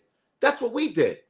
We were, you know what I'm saying? So that knowledge of self, and that cultivating of self pride, it's about the knowledge, man. It's always knowledge rules supreme. KRS once said it. Knowledge rules supreme over everyone. It's a Amen. fact. Yes, That's right. sir. Okay, go ahead. Go ahead, CB, and ask your other question. Okay, I just wanted to ask, like, with such high levels of misandry in our community, how do we move forward when the level of the misandry is so high? How do we build with a group of women that may have a level of contempt for us as black men? Man, you're talking about our And misogyny that's towards for, women? and yeah, that's for, and celebrity. If you want to ask, give me the answer too. That's cool too. Well, I think the misogyny, like for me, I try my best to up. I try my best. I'm not perfect. I try to praise black women any chance I get. Even on my show, I'll try to like tomorrow, I'm going to put a spotlight on this young little black girl who's a jujitsu. She studies jujitsu. She's like 11 and she's tearing people. She is a champ, and the father has 2 daughters that are jujitsu champions. I try my best to put light on stuff like that, on black women accomplishing this and that, and even black women comedians. I put them on my podcast because a lot of times they don't get support. I try to support them. That's the best way I can, is just we have to try to show positive light. I try to compliment. Now we do this thing where we try to compliment black women in the street, not trying to get their number, nothing, just say, hey, you look really nice today. You look really nice today. Go, thank you. But you know what I mean? Just little things like that. It's the little things, just slowly but surely. How come we can't spend a day? Why can't guys have a day? Hey, man, they have a international donut day, right? Let's go eat. Why can't we have an international give a black woman a compliment day? We can do whatever the hell we want. Why can't we all do that? Huh? Why can't we go, hey, everybody, we complimenting black women today. No getting numbers, no nothing. Just make them feel good today. Why can't we do that? Those little things, the little things that will help, I think we can come up with. We're creative people anyway. Why not? Why can't we do that? That's right. Black women like that. They like when that happens. Go ahead. You know what, Godfrey? My dad says it's the little things. That's crazy that you said that. I hope he heard that. Go ahead, B-Law, so we can wrap it up. Go ahead, B-Law. Hey, Godfrey. I actually have a question for you, Godfrey, and Miss Celebrity, Miss Stephanie. My question is this: in the black community, right? Yes. We have a severe God forgives, I don't mentality. Like once we feel like we've been crossed, you're like the ops for life. Like we love to find we love to find a justification to continue to disqualify people when it comes to our lives. Right. I was like, so my question to you is this: will there ever, just and this between both you and Miss Stephanie, for both of you, do you ever see a point in time in the near future or ever at all where we can actually learn to actually forgive and actually display a certain level of unconditional love like we used to? Because back then in history, we went from the most married to hardly married at all. We went from some of the most educated black people to now our black men are reading at a 4th grade reading level. We went from having a certain level of unity and a certain level of moral ethic code, certain level of just principles that made us grow rapidly as a people. People forget that gentrification happened in reverse. It used to be black people pushing out white people out of neighborhoods. Now everybody's pushing us out of our neighborhoods. So it's like, when do we get to that point to where we can learn to forgive and we can start to reestablish that unconditional love that made the black community so strong when we needed it most, and we need it now more than ever? You can go first, Godfrey. I say it's like ego. There's a lot of ego with us, man. I have it. Sometimes, you want to stay mad at somebody, but I'm learning, like, especially from like the Buddhists, and like I have friends that are Buddhists, and it's about compassion and letting go of the ego. That's hard, man. To let go of that ego. But I'm trying my best to like get rid of that ego, man, and just go, yo, is it worth it? We gotta stop thinking, and this is me coming, I'm no different. We gotta stop thinking we a punk if we forgive. Oh, you a punk, we gotta cut that out. I was like that, like, yo, man, don't fuck him. I don't give a fuck. No, that's whack. We should be able to go, hey, like, for example, like when Corey Holcomb had a problem with, what's his name? God dang it. What's the financial guy's name with the glasses? You know what I'm talking about. I'm trying to think too. I don't even remember. Just say the dude. I think he went off, guys. Hold on. Can everybody else hear me?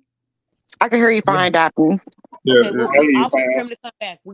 I had him longer than I said I would have him, but until he comes back, I can answer some of that question. Who's Dr. Boyce? Forgiveness, B-Law, with me, like this Rhoda situation. Rhoda has said a lot about me without actually saying my name. She didn't want people to come to my YouTube and see all the evidence that I have proven that she's not telling the truth. She's speaking on other. Oh, hello. I was at. Go ahead. You can finish what you were doing. Go ahead. We did. What's the guy's name? He does the Dr. Boyce Watkins. Boy, thank you, sir. Boyce Watkins. Go ahead. Look at him. He does the Corey Holcomb thing, right? Is that you? Yeah, man. What's What up, up, man? dude?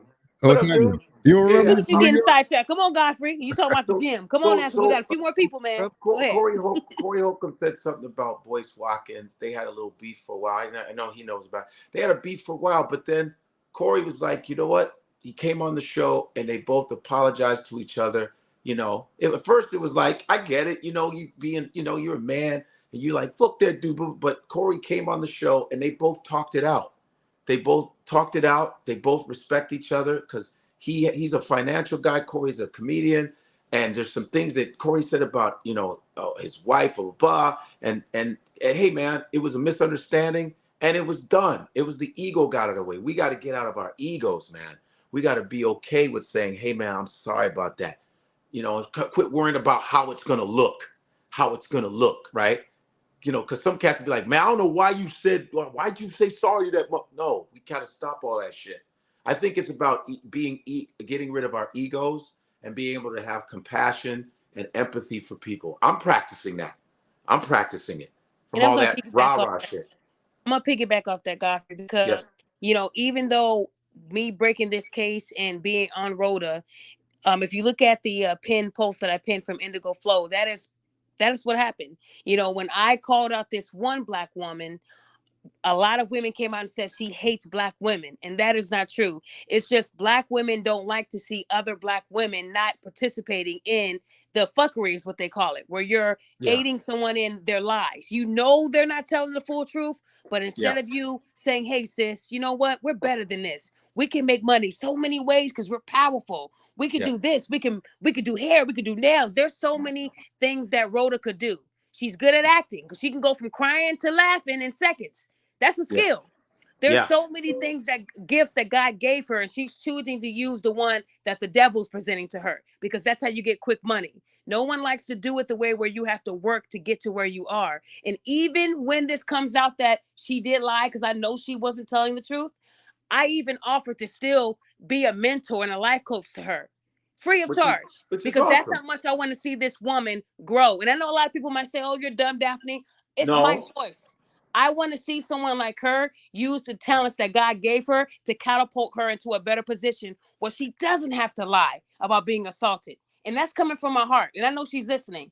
So I'm telling you, as a Black woman to a Black woman, if you can be honest and apologize to Godfrey and the people that you've hurt, I will be willing to be even if it takes 2 years to change you, I will be willing to put forth that effort for free to see you be your best self and be the best mother to your son. That's my heart. And people don't have to respect that, but that's how my father raised me. And that's how I will continue to help other people. So there's my answer, B-Law. Did that answer that? Yes, ma'am. And okay, Fawcett both Media. of you, thank you. I'm about to go. Media, Thank you. this is your time, because I do respect you a lot. Go ahead and talk to Godfrey. Yeah, thank you. Appreciate you. How you doing, Daphne? I'm blessed to have Godfrey here and all you guys here. Thank you. Yeah, we've been in touch behind the scenes, so I know how hard you've been working. And you actually, your information actually, in the same way Godfrey did, it kind of brought to light like, hey, something's up here. My instincts are kind of right about this, and I'm seeing a lot of the details. So I appreciate your hard work on this. Thank you. But what up, Godfrey, man? What's happening? What up, dude? Hey, I used to be in commercial auditions with you back in the day. Oh, no way. Yeah, I know Ty and everybody, Ty Jones from your show. Oh, Ty, Yeah. Awesome. Speaking of acting, Daphne, if you need any acting coaches, Godfrey has experience. I have experience in acting. Okay, so cool. We'll help Rhoda with her acting. I don't did you have a question for him? Yeah, man. So Godfrey. Yeah. Having the platform that you have and the career that you have, going out on a limb like that, now I'm starting on YouTube. Well, I'm not starting on YouTube. I've been doing it for a couple of years. Yeah. Did you feel like at any time, like it's not worth the risk to go out here and be anywhere close to like having this type of controversy come back at you? Like, did you feel like Nah, not really. you put the brakes on at all? Put the brakes on, you said? Yeah. Not really, man. It's like, you follow Corey. It's like certain comedians are built a certain way, man. Yeah. You know what I'm saying? You know, we're just, some of us are just built a certain way. People go, oh no, we know we about to hear some shit. Like I like pushing the envelope. I don't try to purposely, you know, get a controversy that's gonna ruin my career. But I mean, any shit, you could talk about dogs and the dog association to come get you. You know Right. what I'm saying? Everybody is sensitive to everything. That's the new thing, though. That's the new hobby, is to be offended. But I'm built a certain way. I've been doing this 25 plus years. I'm what I am. I'm not saying I can't adjust certain things, but it's what I am. There was Paul Mooney, there was Richard Pryor, there was Don Rickles, there was Joan Rivers, there was, everybody's built. Then there's the Seinfelds. Everybody's built a certain way. I have certain rules that I go by comedically. I go there with certain things. That's me. I'm gonna talk about race. You fucking right. I'm doing that. You know, and there's some other cats that don't do that. There's church comedians. There's, you know, Christian comedians. There's all. So I sometimes say stuff and I go, oh shit, I think something's gonna happen. You and Dante in that room, you just like going, you know. But I had to do it. Look at Corey. You know, Corey would be Oh like, yeah. yeah. Corey's ruthless. He ruthless. Especially when he drink, he don't Yeah, care. And that's why I love Corey be like, I don't give a fuck. And by the way, I'm the one that brought Corey to open mic. It was Wow. Oh me. yeah, I remember. Yeah, it was that. me. I told Corey, he played basketball with my brother. I've known him since I was 16. I said, Corey, I started doing comedy. I said, I'm gonna bring you to open mic. Damon Williams is hosting. Let's go, Chicago. All jokes aside, 8 o'clock. I brought him. I forced him. I said, you're so funny and you're so dark and twisted. I need you to come. So I created that monster. And it's Wow. natural too. It's like a really natural, you know. And natural, and you're just, that's naturally Corey. I'm naturally me. Even though I'm edgy, my edge is different than Corey's. You know, he loves talking about relationships and women and side bitches and shit like that. Nah, but I've seen you stand up. You're a killer too. Don't even Yeah, play. and I'm saying we all have our different ways, and there's women. Samora is different than Monique, and Monique is different than, and it's just, we are what we are. I'm gonna say my piece, and sometimes it is what it is. You're gonna make somebody mad, you know. Yeah. Even when Kevin Hart said something about Egypt, and Kevin Hart's pretty safe, family safe. Kevin said he was gonna go and perform in Egypt. He said, well, you know, the original Egyptians were black. They got mad. It's like they cancel this stuff. It's not like he needs them, but you know, it's like anything. Anything can happen, man. It's like, That's right. yeah. So, So I Godfrey, don't let that bother me too much. I know my parameters, but I can't, I'm not gonna lose my integrity as a performer. And just being with all these different platforms, man, you can build your own fan base now. You just gotta put the work in, but you can build your own fan Right. base. That's You ain't got to wait on anybody. So yeah. So there Godfrey, it is. I want to introduce somebody else to you. So remember when you had Prophet on and he spoke about him and someone named Flo. This is Flo here. Flo is also a big presence on TikTok where he holds, you know, men and women accountable. He also broke the story of Rhoda and actually believed her and was looking for the person with the brick, the guy in the suit and all that. And when he found out it wasn't true, it really, really broke him. So this is who he was talking about, because Flo actually, we all kind of believed it, kind of, without me, I ain't gonna lie, I didn't believe it. But he was one of the ones that did believe it. And then when he found out it wasn't true, they came for him too when he started to hold her accountable. Go ahead, Flo. Go ahead, Flo. What's up, Godfrey? What up, Flo? What's up with you? What's up, man? I just want to say, first off, I love seeing talented brothers use their platform to talk about realness in our community. Because me coming from a background, I was a recording artist, you know, had record deal, all that. You had a Questlove look. I thought at first when you came on, I said, "That Questlove." That's my music artistic side. I still got it.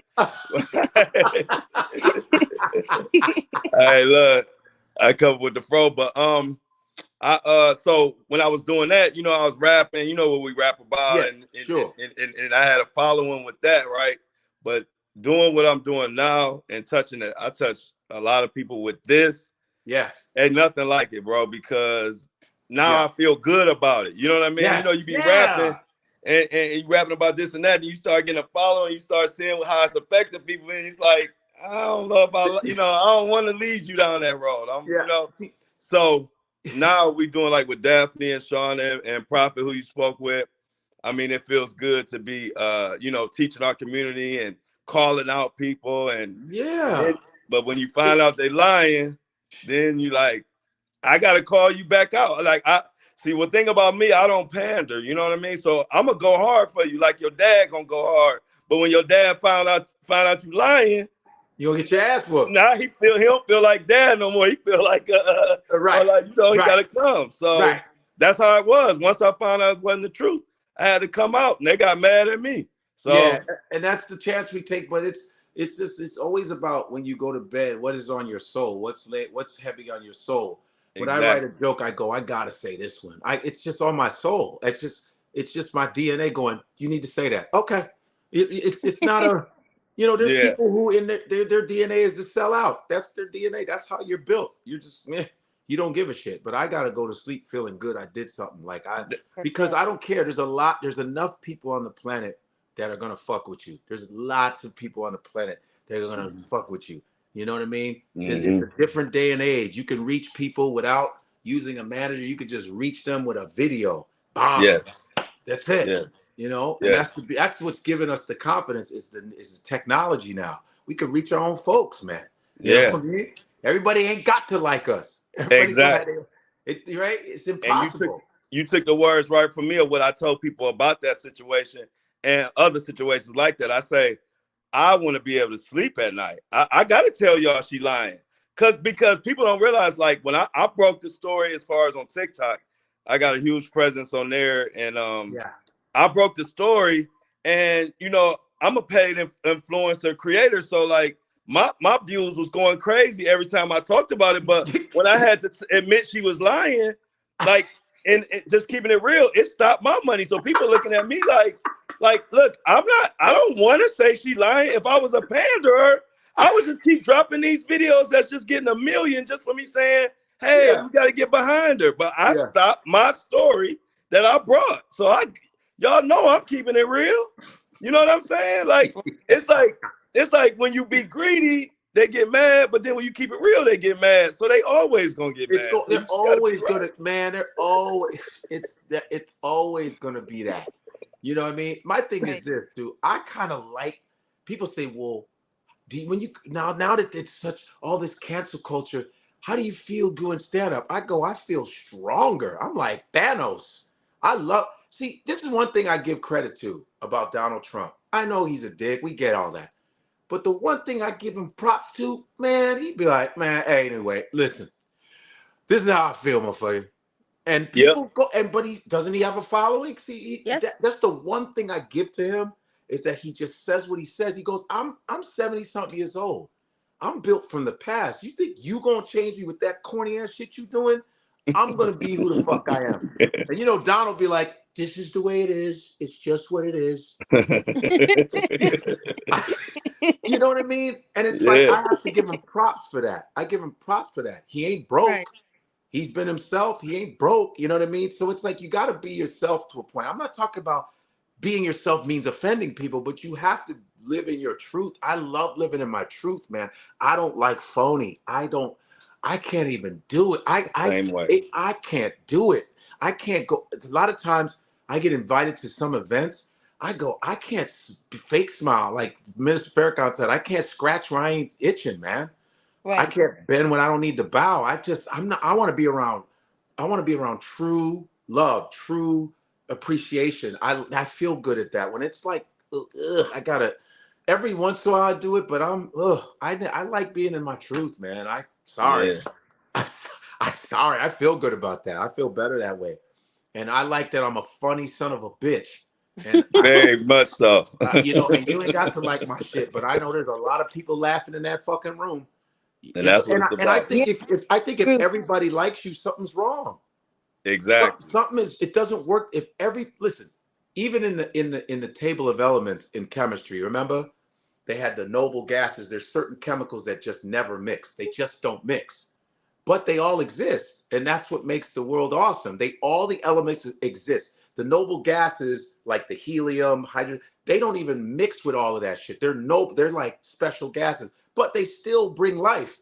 All the elements still live. They still respect each other. So it's like, I don't need to be liked by everybody. For what? Right. You know what I mean? It's okay though. That's okay. So, it is what it is, man. Okay, Jay Lethal, I know you've been very, very patient. Jay Lethal, he's the one I had to kick out because he wouldn't go on mute. But come on, Jay Lethal, go ahead and ask God for your questions. And then we out of here. Jay Lethal, are you there? Going Oh no. once. Is it the Going- Metro Hey, PCS? Daphne. Yes. I meant to tell you real quick because my mom informed me. I told her she was watching. I told her to watch. She said she heard you say about your father raising the four daughters. No, three girls and a boy. Okay, well, 3 girls. She said to let you know. Today Daughter's Day. I didn't know if you knew that. Is it Daughter's Day? Oh wow. Look at Today is that. Daughter's Day. Breaking news. Hey. I don't have Well, any. let's hope that everyone's daughters is doing right. So, I wanted to. Okay, that's him again, Jay Lethal. What is that? Still That's got it. him. That's the one I kicked out, Yeah. Jay Lethal. Can you all? Man, Think about it, are you in a wind I'm tunnel? Are sorry. you Does in it the sound, water? does it sound really bad? You gotta It keep sounds Nah, really my bad. fault. Are you in the I jet? just got. Okay, I'm sorry. My bad. I'm Jay, gonna leave. I'm gonna leave. Sorry. yeah. I mean, he must have been the J is for jet, y'all. He was That loud. wind was lethal. Okay, the so words. He's at an airport. so I wanted to Roger report. Was there anything else you wanted to say? Because I do value what you say. Was there anything else you wanted to say to Godfrey? Oh, well, I'm not gonna hold it too long, but I do want to just make a quick little suggestion to if you find the time, to sometimes speak to your audience about, because I appreciate the different information you've been given, especially with this rotor woman with this brick. Somebody, because I am gonna do it on my show, that's for sure. But somebody do need, with a bigger voice, needs to be able to put it out there. Y'all put black men in a very difficult position to protect black women when Very we true. have a bunch of stories that get big, get on all over social media, gets into the news and things like that, and then we keep finding out stuff is a bunch of lies. This was a horrible story. How do you get a black man to protect a black woman, especially when he don't know? And now we find out, somebody's lying just to make money off this. I can't think of the gentleman's name right now, but the gentleman not too long ago who was on trial, he was the football player that was on trial, comes to find out, woman attacks him, calls for guys to get him. One guy unfortunately loses his life. This is false stuff that steady keep coming up. And it's like I check into a lot of stories of these women making these claims against men. Yeah. How are we supposed to protect the women that's accusing us and just making up stuff? How are we supposed to protect those women? Mm-hmm. What do you say to that, brother? How do we, as black men, protect the women that are literally making up lies on us, which is putting us in a bad light amongst society? I think it's making it much more difficult to do anything. But Well, there what do was you a have to say brother to that, that my brother? there's a brother that just died trying to protect a black woman recently. You know that? Have you seen that Terry, story? I posted him. Are you talking Yeah. about Terry Baston from Yeah, Florida? yeah. He just died, and he had a Yep. kid, and he I just died. shared See, it. my thing is this: a lot of times there'll be dudes going, a dude will be beating on his woman, and the guy will intervene, and the girl say, "Hey, that's my man." What? Mm-hmm. So I don't know what to do. I don't know what to say. I mean, Keep I just walking. kind of, you just keep walking. It just Keep has to be walking. that way. Make better choices. I don't know, because you can protect black women to a certain point if it's not too. Because if someone has let's say somebody's pistol whipping their woman, you gonna go over there with the guy with the gun in there? You're gonna be like, No, sir. I don't.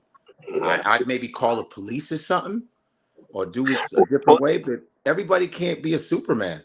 You respect your life too. You got family. It's hard. That's a hard conversation to have. And if women are lying, now when the woman is really getting in trouble, then what? It's like Very the true. I boy who definitely cried appreciate wolf. you saying. And I want to put a pin there because I'm with you on that. As a black woman, this man is violent already, and in public the things that he will do. So to assume that a stranger is gonna say, "I'm gonna be Word. Superman," this Word. ain't a movie. Once he shoots you, I want you guys to understand that Terry was at a Walmart. Y'all know Walmart usually has 1,000 people in there shopping, and as And this woman fighting. this woman knew that her ex-boyfriend, was violent. He comes in on his day off to check her phone. She says no. He starts beating on her. She's screaming for help, and Walmart must have had on, a blindfold and some earmuffs because they didn't hear it. So Terry tells his girlfriend holding their 4-month-old son, "I have to go help." He goes Jeez. and intervenes and gets shot in the leg. He Jeez. falls, and then she's begging him, "Spare him. We have a 4-month-old son." What does the guy do? He empties the mag right there, point blank, Jesus and then Christ. walks past her while she's holding the baby. And the GoFundMe barely moved to what, 22,000 since May.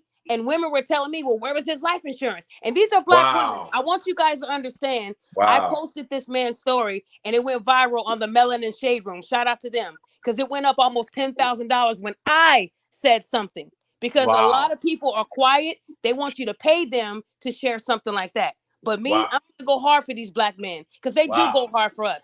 That woman knew that man was violent. There's so many ways you can leave a relationship nowadays. It's not like it was when I was being whooped. You feel what I'm saying? So now this man loses his life, and these Black women are saying, well, how come he didn't have a job to pay for his funeral? He was already buried without the GoFundMe. The money is for his daughter and son he's leaving behind, and a girlfriend who has to get lifelong therapy. Do y'all feel what I'm saying? 22,000 isn't enough. But the brick lady, she raises 42,000 on a story and some tears and boogers.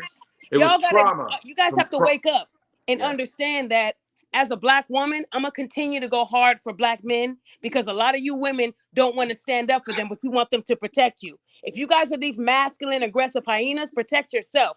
But don't assume a man is gonna just tell his girlfriend or wife to, hey, hold on to our babies so you guys can watch me get assassinated. No, you need to stop putting yourself in positions with these pookies that you're choosing to be with, just so you can put someone's life in jeopardy. And this same woman that cried brick, she was the same woman that told a panel, I wouldn't have called my brothers because they can get shot or killed. But you yelled on that camera, these Black men didn't do nothing but watch. Yeah, I actually would have got me some popcorn. I would have put me on some shades. I would have sat on a brick and watched. That you are damn right. Because if you're going to be out there acting aggressive and slapping people for views, somebody's going to slap back. So what I'm trying to teach you women today is stop expecting these men to risk their lives for you when you wouldn't even go to bat for them. It's not going to work. And as a Black woman, I will continue to hold you accountable and freeze your GoFundMes until you start learning how to be a better Black woman. Because these men are not going to marry you. They're going to keep going to Thailand and going all over the country to find a wife while you're sitting at home with cats and watching your Real Housewives of Atlanta. Damn. That's going to be your life. So sorry about that, Godfrey, but Hey, definitely. So I had to hit them with that. So Godfrey, I want you to get some final words in to us and the panel. And again, you know, a lot of people said, how'd you get him on here? You know, he must have asked you for a lot of money. He's doing this for free. I want y'all to know that he didn't ask me for a penny. This is a good man right here. He has my cell phone. I have his cell phone. But I support Black women. So that's all an those example. saying he don't. He didn't ask me for a dime. No. He came on here with, he actually put his working out on hold. Something a lot of y'all don't do, right? He put that on hold to be on this panel. And it was supposed to be 10 minutes. We've been on here almost 2 hours. So almost 2 hours, man. The gym's closing in about 2 hours. I'll get a quick one in. But I'm going to just say my last words, man. First of all, I appreciate all you and reconnecting with my man down there. Fellow actor. Media, shout out to hit me up on the Instagram, yo. All y'all hit me up on Instagram. Comedian Godfrey, guys. Comedian Godfrey is my Instagram. If you all are in Sacramento, October 5th to the 7th, there's one lady that said, I'm gonna come at you. I said, well, sit in the front, miss, and you will see. And it's not no physical, nothing. I'm saying verbally, you'll see. When I get on the mic, you will be quiet because you go, oh, I better not fuck with this guy. So Sacramento, October 5th through the 7th, the Punchline, that's where I'll be. But follow my podcast, which starts tomorrow. It's on Tuesdays. It's In Godfrey We Trust on Tuesdays and Fridays on the Gas Digital Network. You can also subscribe on YouTube. And we will probably, me and Dante will discuss what we talked about today. But I just want to say I'm glad that we that you created this, Daphne. That was really, I'm going to call you Danger Prone Daphne from Scooby-Doo. You're danger prone Daphne. You're danger prone Daphne. That meddling Rhoda. If it wasn't for you meddling kids. I want to say that I'm glad that you got this going. I'm glad that you have my back. You know, I didn't know really what to do there, but then you called me and got in touch with me. I was like, oh shoot. At first I thought you weren't real, but you are. I was like, wow, I felt more confident, more relaxed. I said, okay, because I tend to say a lot of dumb shit sometimes when I'm in this situation. I just start attacking people, but you have me where I'm like, just chill out, lay back, because I wanted to go in. I know you ain't talking. I know you ain't. And it's nice to have people like you yourself on behind me. I appreciate that, and I hope that when things like this happen, we could do this more often. Like this is seems like a fun podcast. I think we should be able to all come together like this every once or twice a month when we want to talk about something that has to do with our community. Right. It'd be nice to have this kind of discussion. I'm down with it if you guys are down Oh with yeah, it. you coming back? You know you coming back. Absolutely. You I coming was back? going to say, we need to do this again. I'm going on Yeah, your we should do it podcast next. again. Once a month is cool. Whether something we come together, go, okay, what did you think about this? What did you think about this? You know, I think that's how we start in building and stuff like this. You know, and creating, cultivating a community of communication. You know, so thanks for having me, and So all of you guys, guys. I Nice want to see all everybody of to you go guys. over to Instagram and follow him at Comedian Godfrey. You would not be disappointed. And vice You see versa. I'll those follow you guys. when y'all see those hateful comments, you know, reply back with "God loves you." You know, let's see how that works, because that'll really throw him off. If they say Right. God Bless really your ain't heart. funny, doing that. you're I not. gotta Well, start I'm doing sure that. he's. Go ahead, Godfrey. What'd you say? No, when people say fucked up shit to me, I have this emoji where my thumb, I just have a smile and go, you know, I want to keep using that, but sometimes I'll go, oh man, suck an egg, bitch, you little bitch. I need to stop doing that.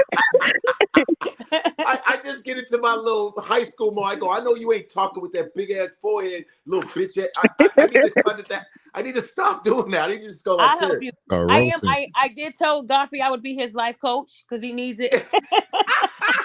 Don't coach him too hard. Don't coach him too hard. I like him like he is. Right. Hey, Thank you so much, I Godfrey. gotta go. All y'all Thank showing you. you all I'll love. call Thank you all. Call me after you work out. No doubt. Salute to all of you, man. All of you keep doing what you're doing, and I'll see you all guys next time. Same bat station. I'll bring my drums next time. Bring your Thank shit. That's right. Right. Peace. Yeah, this was beautiful. This was Guys, beautiful, thank you. Daphne. I want to say thank Yeah, you, man. everybody on this panel, for coming on and speaking to him. You guys, this was big for me. Maybe I should have put Godfrey's name in the title, right? Would have been more people, but we got to good numbers today, and I just want to say thank you to all the real ones who follow me and respect what I do. Like I said, this Rhoda situation, it really messed him up when they started calling him the P word. I can't let that slide. And I know people are going to talk about me too. I get that. Those same women were listening tonight. From what I heard, they had a big watch party. I know that a lot of people don't like me, and that's fine. But I will continue to hold you accountable. You can't say Godfrey does not love Black women when he did my show for free. I don't have 600,000 subs like the big people, but he came on my show. Let me see you try it, right? So clearly I have respect from Black men and women in this atmosphere. He could have been doing anything, but he came on my podcast. So y'all can say what y'all want, but I did something that a lot of people are not doing, right? And I'm thankful. And I'm thankful for everybody on this panel. I want y'all to realize that the Roger Report that's on this panel, he was the one that kept pushing me. And I kept saying, no, I don't want a podcast. I'm not going to get any followers. I know I'm not. And I'm here today. So the Roger Report, again, I want to give you your flowers. He's a Black man that lives in Illinois too, just like me. And he is the one that told me to do this, y'all. And like I said, I didn't want no podcast. I was happy with Instagram and Facebook, but here I can say words that I can't say out there. So to those women who are continuing to try to defame my name and Godfrey's, we have things in place. So don't let Rhoda have you taking a mugshot with that wig off. I know you don't want me to get you on that one because I'll post it everywhere. But I want you guys to know that lying for donations and pinning it on a race of men is not the way to go. Some of you are so talented, you don't even see it. And if you would have just stepped back and say, you know what? I can't lie like this. There's people like me and Flo, the Roger Report, Shauna, Fawcett Media. We will be able to dismantle it. I was able to find out she lied within 24 hours, guys. I was the first page on Instagram to show the 2 GoFundMe's. That was me. I was out there. So I want to say thank you to Tariq Nasheed. He now follows me. So I didn't think I'd ever get this big. But even though people say I'm small, I'm still big. You feel what I'm saying? So anybody on the panel, did you guys want to add anything? We can start with. I got to go to my live, Daphne. I just wanted to say, I'll see you on your live. I ain't want to be rude. I appreciate all y'all beautiful Black people. I will see y'all again. You Hey, too. Flo, God bless. I reacted to All your right, video. Sean. The Oh, yeah. first- All right, So we'll Daphne. go with Sea Life. Did you have anything else you wanted to say, sir? Okay, he might have went to sleep. Okay, go ahead, Fawcett Media. Yeah, I was just gonna tell Flo, like, he kind of was one of the first videos I saw on this. TikTok, yep. Yeah, that was kind of confirming it, and I wanted to thank him for that. But yeah, my name's Fawcett Media. I have a YouTube channel here. Please follow. You please follow me. I'm gonna be on Daphne too, because I got some ideas for you on YouTube. You have no If idea. it involves more subscribers, I'm down. Okay. If it involves You down? bricks, I am also down. Okay. We're gonna have a brick party, guys. Well, my idea is when this breaks, because this news should be coming out any day now. I want everybody from their state to take a picture of a brick by itself and just post it on my Facebook. There's gonna be a brick thread. I'm starting to create a brick costume. Okay. I'm not letting this out, because with Carly Russell, everybody went to sleep, right? She had the whole world, the dogs, the birds, everybody looking for her, and it was a lie, and then everybody forgot about it. Not me. We can't forget about things like that, guys, because if we continue to act like these women are, if we continue to act like it's not a big deal, they're going to continue to do what Rhoda's doing, right? Lying for attention. She only got 2 misdemeanors for all that stuff she did with the kidnapping, right? If that had been a man, he would have got 99 years plus 99 more, right? So if we don't hold these women accountable for the heinous things that they're doing, they're going to keep doing it. It started with Caroline Bryant, and you got a lot of them out here disguised in blackface. That's what it is. I don't believe a lot of these black women even care about our black men anymore, and they have black sons. That's dangerous. So ladies, if you get a knock on the door in a CPS, that's because I don't think you should be a mother to that son. That son needs to be with probably the father or the grandmother, like you give out, you give them to the grandmother every weekend when you at the club. It ain't nothing different. But a lot of you ladies need to grow and elevate. Every time you get older, you're supposed to mature, but you're not. You're still stuck in these city girl, the tongue out, the wig smells like bacon. We're tired of that. You guys need to start embracing the looks and the figures and the mentality that God gave you, and stop trying to live the city girl life. You're not that. You're not. You're borrowing money. You're begging GoFundMe. And it's not just 2. She got about 10 GoFundMes out there. I wanted to let you guys know that new GoFundMe that Rhoda is supporting, that's Rhoda. Do not donate to the Aaliyah page. I called Houston police. They said nobody's ever been tied up and nobody was kidnapped and they didn't get their hair scalped. That is a lie. So Rhoda's now promoting a page where a woman was attacked the same week as Rhoda, tied up with rope, and now they're asking for $12,000. Do not, I think it's only at $75. So that should tell Rhoda that people are starting to see the scams, and they're going to freeze that GoFundMe too. So Rhoda, we're going to keep freezing them. Every time you restart one, I'm going to get it froze. I'm so tired of y'all women doing this. You're better than that. And I'm not going to let this sleep. We need to teach these women that if you lie, people like me, people like Flo, people like Fawcett Media, the Roger Report, we are going to expose you. And it doesn't mean we don't love you. We love you, but we're going to still hold you accountable. Just like what they said when we were kids. When we did bad, your parents love you, but they still told you to go get a switch, right? Take all the leaves off, make sure it's a thick switch that don't break, right? That's them showing that they love us, and they're also holding us accountable. So we've been taught this way, well, some of us, since we were little. So I'm going to teach these women today that you cannot do that. It's not right. And black men already have it hard. And it's sad that they now have to look over their shoulder to make sure their black women are not trying to hurt them. It used to be the man, right? No. No, a black woman is now in the forefront. That's who men have to protect themselves from. Because one phone call, I'm going to call the cops, and they're done. So again, I just want you guys to know that I have your back, and I'm not alone. We have Shauna. We have a few people that are also standing behind me, helping me. So if you guys hear any rumors about me and my marriage, those are women trying to break me down. It's not true. You got women out here spreading lies about who I am, and there's no receipts because I have nothing out there. I'm an open book, y'all. But I want you to know tonight that Godfrey doing this was not only to clear his name, but it was to show you my reach. When I come to people and I show them that they can trust me, this is what they do for me. Anyone else, he would have charged them a fee. So I need you guys to understand that if you do right, and then you keep doing right, people will spread that, and you will get interviews with people like Godfrey. It wasn't hard. You just have to be yourself. So talk about my channel all you want, but you can't say that I'm not a real person and that I don't go hard for black men. I do. My brother's a black man. My dad is a black man. So I would never down a black man because of one. You feel what I'm saying, y'all? So with that, Roger Report, did you have any final words, sir? Okay, Roger Report took a nap. No, okay. No, I didn't. I was trying to unmute. First of all, just for the record, I never believed that broad in the first place, bro. I never believed her, not for a second. It was the most ridiculous story I had heard in a good little minute. So I never believed it. I knew it was a lie from Jump Street. So just for the record, never believed it. But I want to say, Daphne, I appreciate what you've been doing. I appreciate you using your platform the way you're using it. And I just wish you much luck in the future and much success, because I know where you're going. And behind the scenes, I did say you're gonna blow up. You I ain't did. know it was gonna be this quick, but hey, it is what it is. You know what I'm saying? So I'm gonna support you. So I'll holler at you later. That's for Thank sure. you, And I Roger. definitely got your back. Thank you, Roger. Thank you so much. Guys, on YouTube, please follow The Roger Report. This man does shows in the daytime. He usually has a really, really big following. Everyone listens to him. He's not one of those that's going to pander. He's going to tell it like it is. And a lot of people don't like pages like that, but he was the one that started me with mine. Ammo Shock, I highlighted his Instagram, Comedian Godfrey. Okay, you got to look up. Fawcett Media, did you have anything else you wanted to say, sir?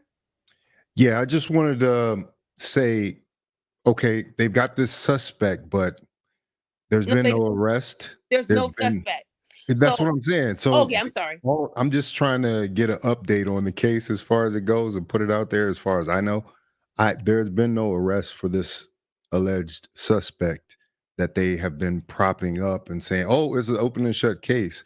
And I think is a testament to the work of people like Daphne and to put the real narrative out there, because they'll you out with false information, Correct.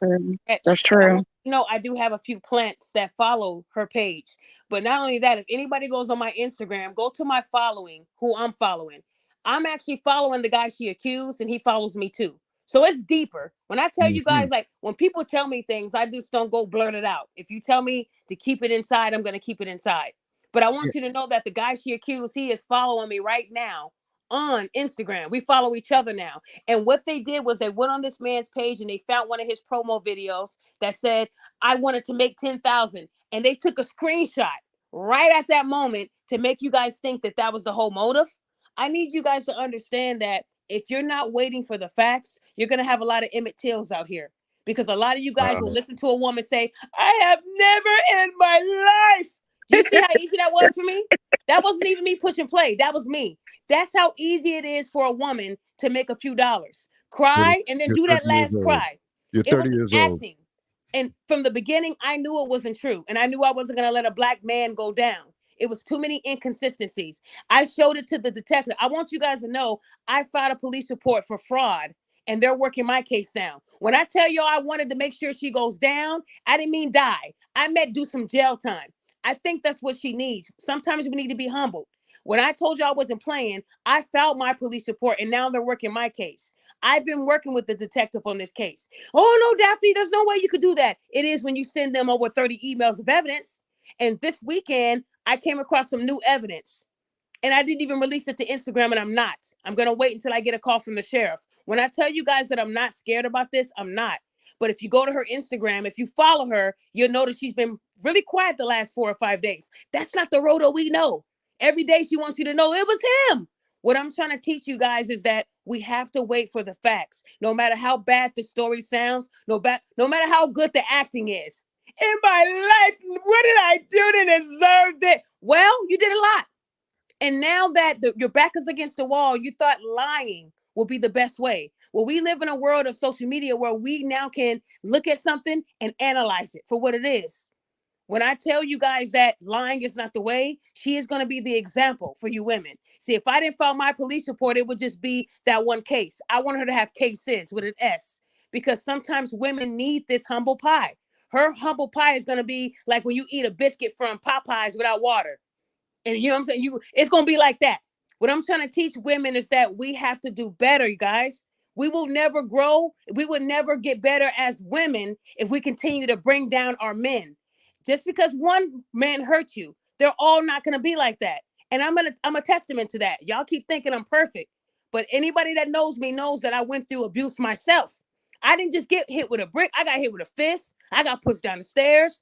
I got stabbed with a pen. There were things that I went through in my life that my dad didn't even know until later down the road. And I went through that for almost 3.5 years. So what I'm saying is I know all about abuse, and I never went on Facebook with mine. I didn't want attention.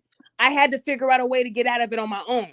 And I wasn't going to bring him around my family thinking that he can do something like that to them. That was my protection. So what I'm trying to teach these women today is we all go through trials. That's what makes us stronger. But we don't have to lie to gain attention. This woman is very unhinged. She needs your prayers. And I'm hoping that when she does go through her accountability phase, that she comes out a better woman. When you're in your 30s, that's the time where you already went through all the dumb stuff. Now you're maturing. But she just went backwards with this lie. So I want you guys to know, if you still support her, I don't judge you for that. I would never threaten you. I just tell you to put some Visine in your eyes and look at the facts. It's all over my Instagram. It's all over my YouTube. Everything is facts. I never said nothing and didn't back it up.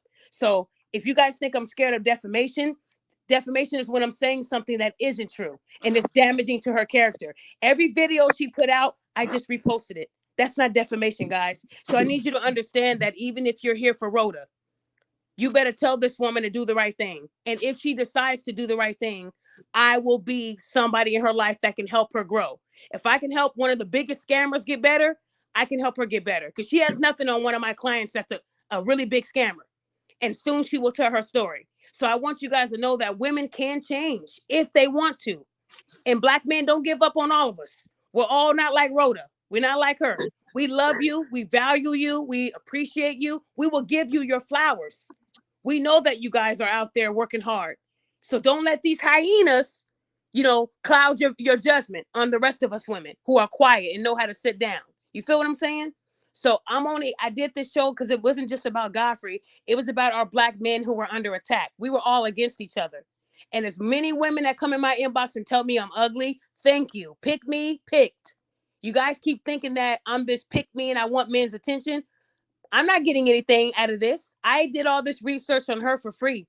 That's what I do, because I can't let our men sit back and be judged. They get judged enough at work. They get judged enough when they're out and about. People clutching their purse. They go through that every day. So why add on that they attacked you with a brick because you didn't give them their number? That's like winning the Powerball, right? It's like her saying, I won the Powerball, guys. I've never in my life won the lottery. We ain't believing that either, right? Because we know how hard it is to win the Powerball. So I need you ladies to understand that for the real victims, you're making it harder for them. Anytime you've been assaulted, please stop going on TikTok. If you go on TikTok first, then I'm going to assume you want to fatten your pockets. If you really have gotten assault, use that phone and record the license plate. Use that phone and record the brick. But we don't want to see you on TikTok crying about it after the fact. Your camera worked when you were getting assaulted, I'm sure. So what I'm saying, ladies, is you make it hard for the real victims. When you sit there and go on TikTok and then you look at the camera, look away and look back and cut. That's how I felt. It wasn't real to me. But when Tyrese or somebody else gets on camera, it's fake. But we got to believe that Rhoda's is real. No, we're not doing that today. She's going to get the same judgment anyone else would. Donna, did you have anything you wanted to say before I wrap up? Just, I wanted to say thank you. I wanted to tell, Godfrey, I'm not apologizing. I'm just not, based on just the mere fact that what all caused this division. She lied. She lied on those guys that she was filming. They weren't even there.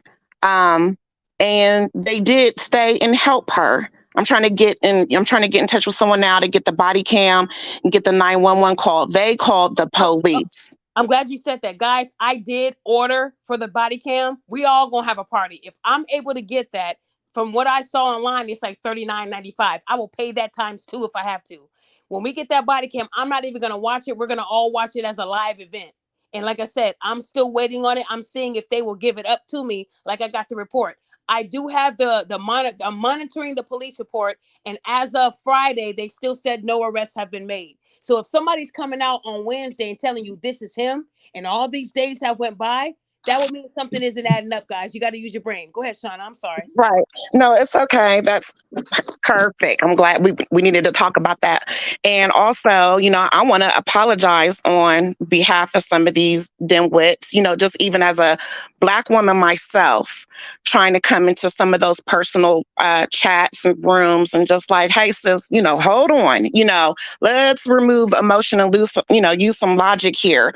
And, they're just coming for your throats. Black men have tried to come on and understand, maybe where they're coming from, and they're not being heard. So I'm just going to end it with saying that, Black men, we love you, we support you, and you are being heard. And Daphne, thank you so much for your platform so that they can have a voice.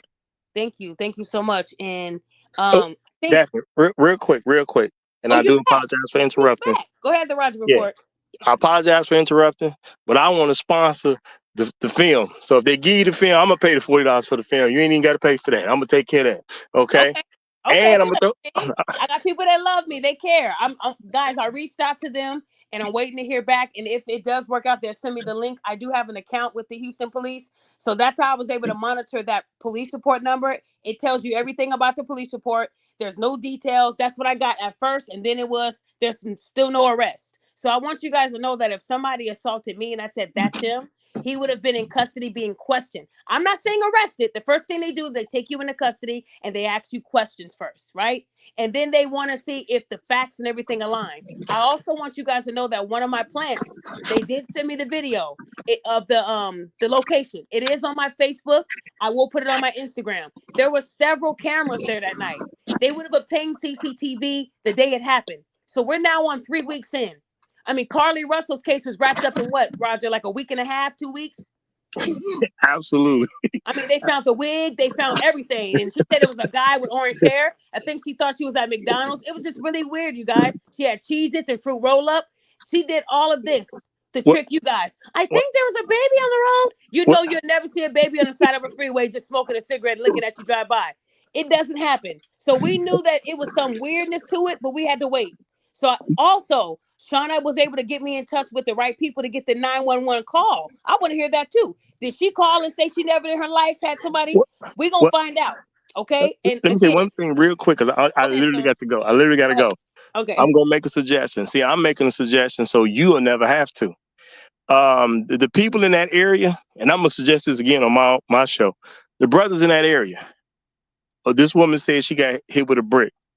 She's making stuff dangerous for y'all. I'm going to suggest y'all get together and sue her. Like, seriously. Yeah, I think the witnesses. Is there? No, not just a witness. Anyone who happens to live there. Now, you have a city that's a little bit more amped up about you as a Black man, which now makes it more dangerous for you as a Black man.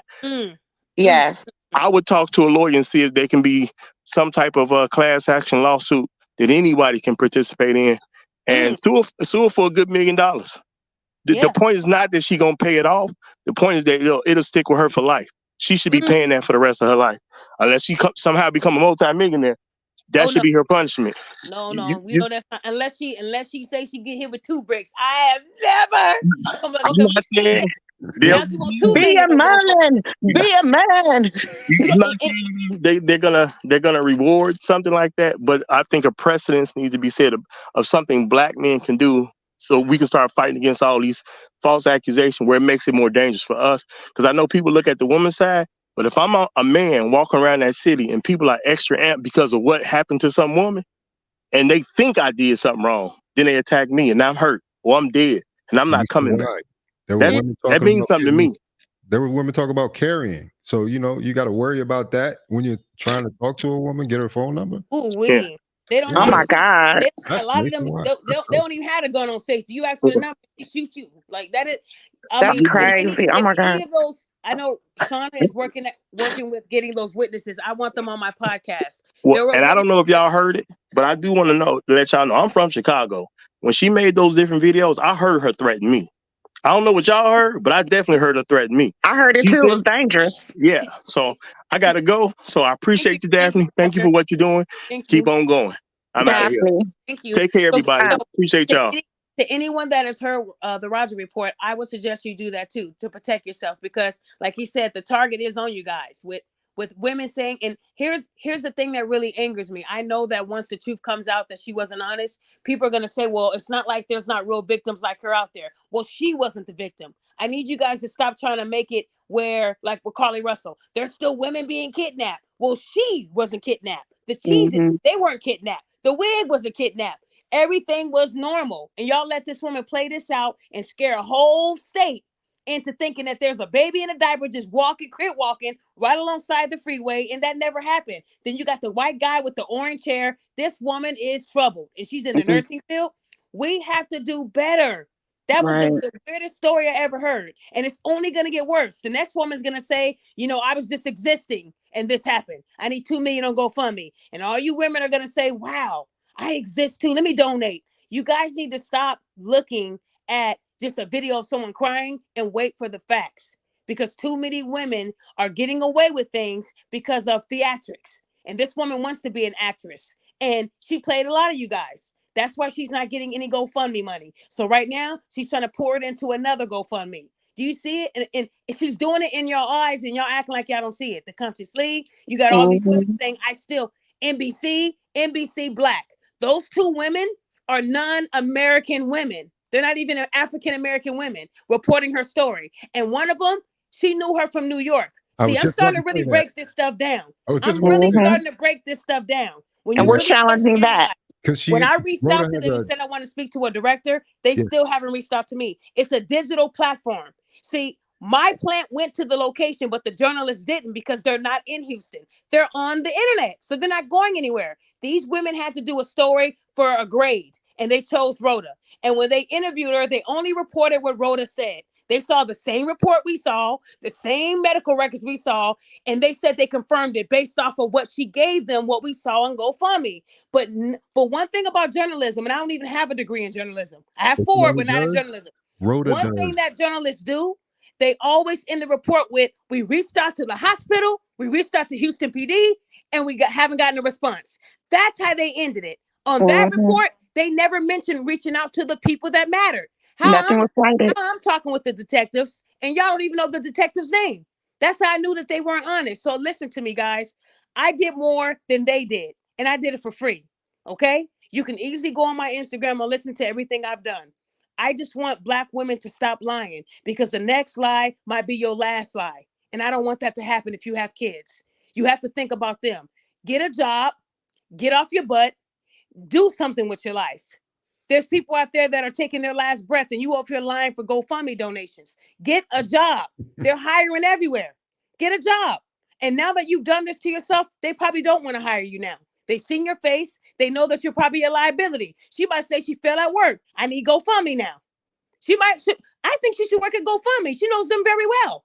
They should know her by name. She has 20 of them. So what I'm saying is, when you do these kind of things, ladies, it doesn't make you look good or us. And Black men, like I said, if this made you feel some type of way, if you were judged, if you were belittled because you had a difference in opinion, I'm sorry you went through that. Just know that there are real women out there fighting for you guys in the front line. And to any man that suffered any type of, anxiety or whatever because you were labeled or targeted over this, I give you life coaching for free. Reach out to me. What I'm trying to teach people is we can all do better. We can. It takes all of us to stand up and do it. We are our worst enemy. You don't see other races doing this shit. I never saw Karen say, I've never in my life. Look at this and look at that. We looking. We see it. And we saw it in 2020. You can't keep doing that. You cannot keep doing that. You can't. And then you blame all these men watching, and you didn't get their consent to record. Do you know how embarrassing that is? But if a man was recording and got a woman, harassment. Do you see how easy that is? So I'm just saying, fellas, please be safe out there.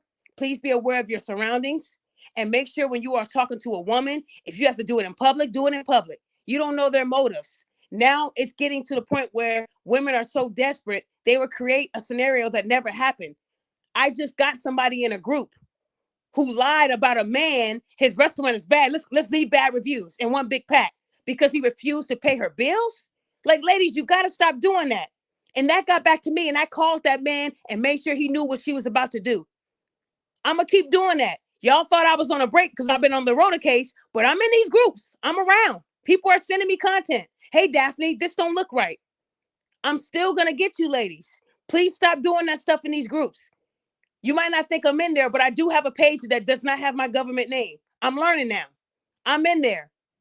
Stop doing these things to men. It's not fair. Take rejection like a woman.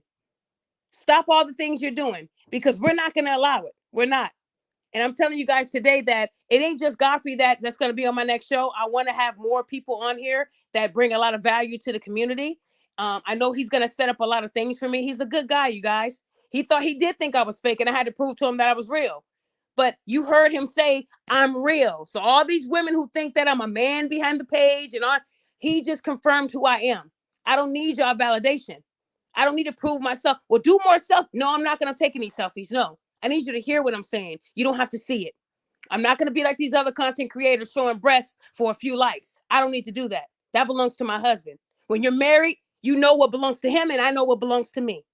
So I'm not going to step out of my box. But one thing I need you guys to know is that I'm different. So don't try to conform me to what you're used to seeing. I don't have to show my face. I don't have to do none of that. I don't have to prove that to you guys. What I want you guys to understand is my mission. I need you guys to help me help everybody else. You feel what I'm saying? So I just want to say thank you to everyone. Hey, Foster, did you have anything you wanted to add before I wrap up? Yeah, I was just going to touch on that point that you made about the article. I covered the article on my channel, broke the whole thing down, literally read it line by line. It was propaganda at best.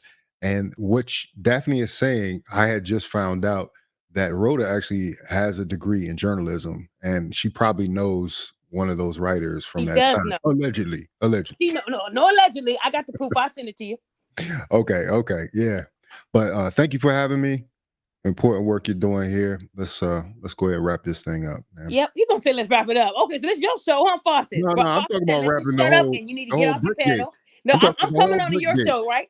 Yeah, you guys, coming he on has my a show. really big he has a really big following. Please go follow Fawcett Media. This man is a really good guy. He's always kept it real with me, and he's always gave me my flowers. I want to say shout out to those pages who, if it wasn't for you guys who follow me, tagging those pages and saying, hey, that's Daphne's voice. You had a lot of people using my likeness and they were posting it on their channel and they're getting 100,000 views. That's a check. I know a lot of you YouTubers get paid off of checks. I'm not monetized right now. I got in trouble. But I know a lot of them get paid and they don't give me any credit. I don't want the money. Just tag me. I'm not one of those people that are hungry for money. When I brought Godfrey on here, I wanted people to be able to talk to him because he's normal, just like us. I didn't say, hey guys, $50 cash app and you can ask him a question. I didn't do that. I didn't. So I want you guys to know that I didn't tell anyone to give me money to talk to him, and he didn't charge me for anything. He's a really good guy. So to all those women that think that he hates Black women, he came on this Black woman's podcast. There's bigger ones than me and better ones than mine out there, right? And he chose mine. And he has my number and I have his. He trusted me with his real number. His business partner, Dante, confirmed it.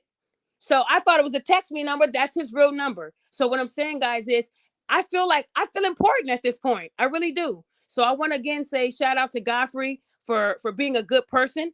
I mean, he called me a few times and we spoke for a couple hours. He let me know how he felt. He's a really good guy, So anything you're hearing about him, that's women just trying to spread rumors because they're angry that he went against the sisterhood. Anytime you go against the sisterhood, you're a pick me, you're the P word.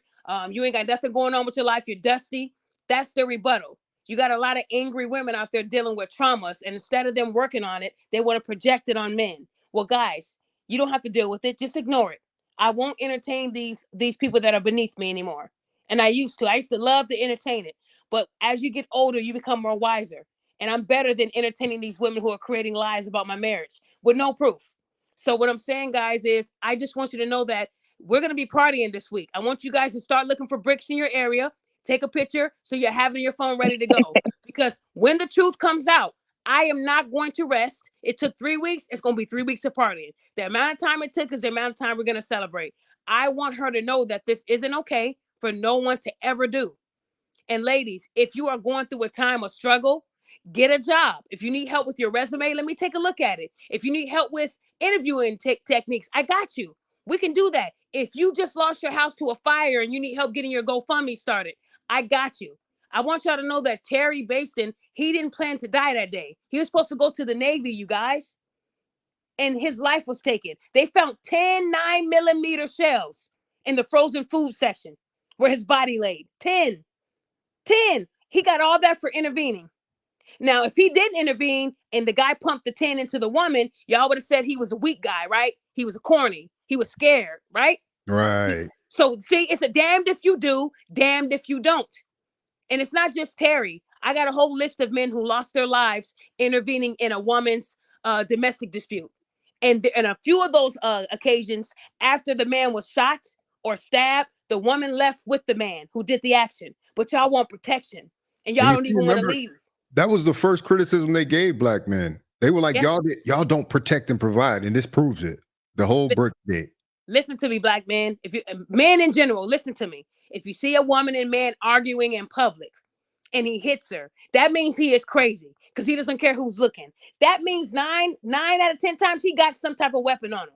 The best thing you can do is take a picture, call 911. You have a picture of the assailant. That's all you can do. Stop putting your life on the line, because when you die, they will clown you. Nobody really cares. 22,000 is more than enough. Oh, so the woman is trying to eat off of him now. She has 2 young kids. It was disgusting hearing our black women bash the victim. Guys, listen to me. They bashed the man for not having life insurance. I want you women to know they buried him. They didn't use the GoFundMe to bury him. So it didn't mean he didn't have no type of money saved up. It's the fact that you women still clowned him for not having $1 million life insurance policy. But then when Rhoda gets hurt and she says, I need help paying all of my medical bills and my debts, you women were ready to break open your pockets. How come you're not asking her where's her health insurance? She got a BBL. Y'all know BBLs cost about 5-10 racks. So instead of y'all questioning her like you did Terry, who died, y'all just opened up your stupid pockets and gave her the money. So I have a problem with that. Nobody asked Rhoda where's her health insurance, right? You got 2 jobs, you got a BBL, you just went out of state here, went to this country, that country. That costs money. Before she went to the club, she had weed, she had drink, she had food. I got the video. She had a big sack of weed. That looked like it was at least an eighth. The woman had weed. So all this money you're using for that, where is your health insurance? That's my question. You have a son. So you guys are over here coddling her, but you're judging a man who died protecting the black woman. And then they never released the woman's name. Why? Because they always protect women. This woman knew how crazy that man was. It is her fault. You knew he was coming to your job to get that phone, and you let him do that. And you let a man die instead of going to the Navy. Do you see what I'm saying, guys? If I knew I had a crazy ex, a crazy boy, I'm not going to put somebody else's life in danger. This is what I chose. Either call 911 or you're accepting the abuse. It's one or the other. I don't want to hear that. So fellas, stop intervening. You're not weak if you choose to call 911. Because let me tell you, if you ask any police officer, ask any officer, what's the most dangerous call to get? They're going to say domestic. Why? Because someone usually dies or they get hurt. Do y'all get what I'm saying? Every cop is going to tell you that. A domestic call. You got to send 3 or 4 units because somebody's going to get hurt. So why would you expect a regular citizen just to step in and say, I'm going to save her? Then he gets stabbed in the heart and the girl gets in with Pookie and they drive off into the sunset. And then he does 25 years and she's waiting for him. That's what you guys protected. You guys got to stop doing that. These women, they chose their own destiny. These are men that they chose. If you chose Pookie because he got the tats, then you're accepting what comes with it. That's your fault. When I chose what I got those results until I got out of it. And then I chose better and I'm married. Picked for 13 years. So what I'm trying to teach you guys today is stop making excuses and stop asking these men to risk their lives for you. You don't deserve it. You don't. You don't. Y'all won't even call your own brothers. Rhoda said she wouldn't even call her own brothers to protect her. But you ask those men, be a man. I want you to be. What does I want you to be a man mean? They were being men. They were watching so they can go home to their families. They were men. They thought you were. You out here slapping people for views. They thought you were a man too. Forgive them, right? You can't tell a man to be a man. They already know how to do that. You need to be a woman, be a lady, put the bottle down, stop drinking, get a job, stop lying. We want you to be a woman, Rhoda, be a woman. That's how we feel. Be a woman. Quit acting like a child. This ain't a game. You're going to lie on the wrong one. And it's not going to be good for you. Stop that. Houston is not to be played with. It's just like Chicago. Houston has the highest crime and they can't get to every call. I was told that. We can't get to every single call. That's dangerous. So don't sit up here and play with people's lives. It's not a joke anymore. And all I'm teaching you guys is, fellas, please value your lives a little bit more. I know you want to go and help, but unless you got a gun on you, don't intervene. This is not the first time he's done this, and it won't be the last when you get killed. I've seen a video where the man got stabbed right on his side, and he fell to the ground, and you could see the blood flowing out like a river. And the chick got into the car with Pookie Jr., and they drove off into the sunset. And he laid there and died at the gas station. No GoFundMe for this man either. But women were saying he should have had life insurance. Did he have a job? The job didn't offer it. I know jobs offer it. That's their rebuttal for a man protecting a Black woman. But if you stand and watch, you're weak. You're a coward. It's damned if they do and damned if they don't. It's really sad how men are so judged, but yet Black women are the most disrespected. No, they're not. Black men are. Black women are the most disrespectful. Y'all don't know how to control your anger, your mouth, your emotions. You go out there and you argue with these men, and then you say, I'm going to get my boyfriend. And then you bring him into it and he gets his head blown off. Y'all keep doing that. Shut up. Stop challenging these men. That woman here in Chicago, when the man said, get your food, she knew this man was off the Richter. And what did she do? She kept running her big mouth. Then she sends her son in to kill him. I still think that that was really bad parenting because her big mouth is what got them there. I know in Chicago that if a man is yelling at me, I know, okay, this is a fight I don't want my husband involved in. He's crazy. Women, you got to know how to sense crazy. And she sends her young son, who had a future, in there to kill this man because of her big mouth. And a lot of you women might be mad at me for saying that, but I saw the video 10 times. He should not have hit that woman, but she knew this man was crazy and continued to, you ain't gonna do nothing. You ain't gonna do, you know how men are. When they say, oh, my mama, on phone them, you know what that means out here in Chicago. It means that it's not gonna be well. And she kept running her big mouth, knowing that this man was crazy. If I know a man is crazy, I am going to shut up. And when I get in the car, I'm going to be loud. Let me tell you what this dude said to me. Because sometimes it's not your battle, ladies. And then you send your son in there. Now, what if that guy had a gun and your son gets his head blown off? Then y'all would have been mad at the mom, right? But the mom was a hero for sending her son in with her gun to kill a man.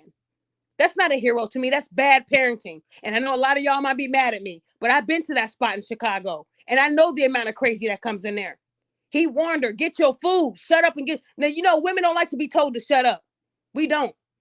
But if you know the situation and you got your child with you, you have to be a little bit humble, ladies. Y'all cannot stand to be told to shut up. Why? Shut up. That's my take on that. That man died and he didn't need to die. Maybe get hit a little bit, yeah, but he didn't have a weapon. What if he did? Then her young son wouldn't be graduating, right? So again, these mothers don't know how to raise these men because they think they're men. They need men in their lives. A man would have told him, I'm never going to have my son come in and do my dirty work, right? I'm going to handle mine. He ain't got no weapon. I ain't got no weapon. Let me get my food and leave. The minute he puts his hands on me because I didn't say nothing, now we got a problem.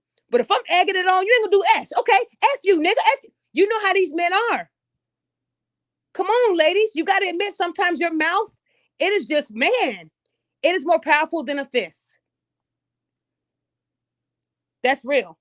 But I couldn't imagine ever sending my son in to shoot somebody. And even though he did kill that guy and he protected his mom because she told him what to do, he's going to live with a lot of triggers in his life. PTSD.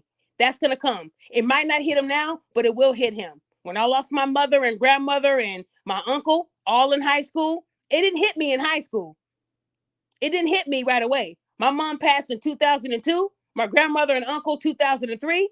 I had a nervous breakdown in 2011. It hits you when it wants to hit you because you're refusing to address it. So I know what for that young boy, it's gonna be bad. It ain't hit him yet that he murdered somebody for his mom under her direction. So I'm just trying to teach you guys out there, be smart. You don't have to be the hero. You don't. Calling the cops is enough. It's their job to risk their lives. That's why they have on bulletproof vests? Because that's their job. Y'all ain't got no bulletproof vests. So call them and let them handle it. You're not wrong for that. Please don't jump in the line of fire. Don't do that unless you have fire. You feel what I'm saying? That's all I'm saying, fellas. Please. We need you in this world. Your kids need you. Your family needs you. Don't let these women tell you that you're not important. You're very important. You are. And there's a lot of Black women out there that are so smart and beautiful and strong. You don't hear about them because they're not on Instagram and TikTok trying to get validation. They love their men. They care about their men, and they hold women accountable. Some of them are scared to do it because they don't want the hate. I welcome all the hate. I welcome it with open arms because you're not going to stop me. There's a woman last night, and I want to address her before I end this live. To the woman last night that said she has been following and stalking me for 10 years. This woman came on the same podcast where they disrespected Godfrey. And she said, Daphne is the ultimate pick-me on Facebook. I have been trolling her for 10 years. She's finally picked? Wow. That told me that she ain't got a hobby.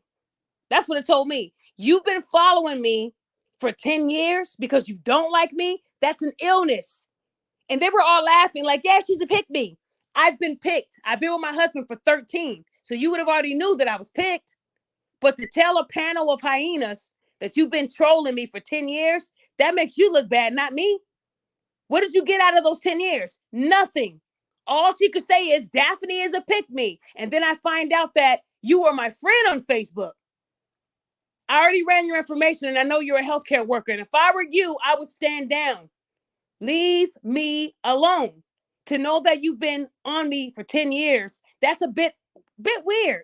I should post your picture and your whole life so people can see how bad these Black women are. But remember, we're the most disrespected, right? What Black woman is really going to troll somebody for 10 years, y'all? 10. That is so, that's embarrassing. It's very sick. And I got the recording and I am posting it. Oh, yeah, I'm going to post it. It has your picture on it. I'm posting it. Because if you brought me up and said that, I want people to know how dangerous these Black women are. They'll troll you for 10 years, but yet they say I don't have a hobby. They said I don't have a hobby. I've never trolled somebody for 10 years because I didn't like them. Truth is, I think she wants me. Maybe she was hoping I would be divorced so she can date me because that's the only thing I can come up with, y'all. 10 years? Who do y'all know that's been harassed for 10 years? I think she want a piece of Daphne. That's what I think. I'm married, ma'am. I ain't giving you none of this. This is my husband's. I think she want a piece of me, y'all. 10 years is like, woo. You know, we got to pray for those kind of women. And everybody was like, oh, that's cool. Cool? It's sick.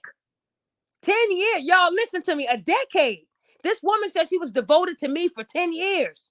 I feel like I cheated on my husband. I got to talk to him now. You know, I gotta have a talk with him. I got somebody that was on me for 10 years. I don't know what she know. You know? Yeah, he says you want my cookie. So guys, listen, I can't make this up. I'm posting it on YouTube tonight too. I just want y'all to hear this because Black women could be doing so much better than trolling me. I'm gonna keep being me. My dad told me today, keep being you. My dad, when he tells me he's proud of me, and when he tells me that, you know, he has nothing bad to say, when I'm wrong, he holds me accountable. And sometimes I hang up on him because I'm mad. But then I come back and say, Dad, you was right. Dang it, I hate when you're right. My dad holds me accountable too. But I want you to know that my dad raised me. My dad took on this big load, 3 teenagers that were girls and a boy. 3 girls is tough, y'all. He was the one at the store with glasses on buying our feminine products trying to hide. They knew he had daughters. That was my dad. But one thing my dad taught me is look at your 2 sisters and don't do what they do. And I didn't. My dad raised me very well. And I know he's proud of me. So all these women that hate me, that's okay. My dad loves me.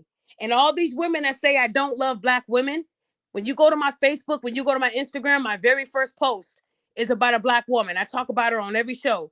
Alicia Nelson. She just made an update on her Facebook showing everybody how big her tumor got.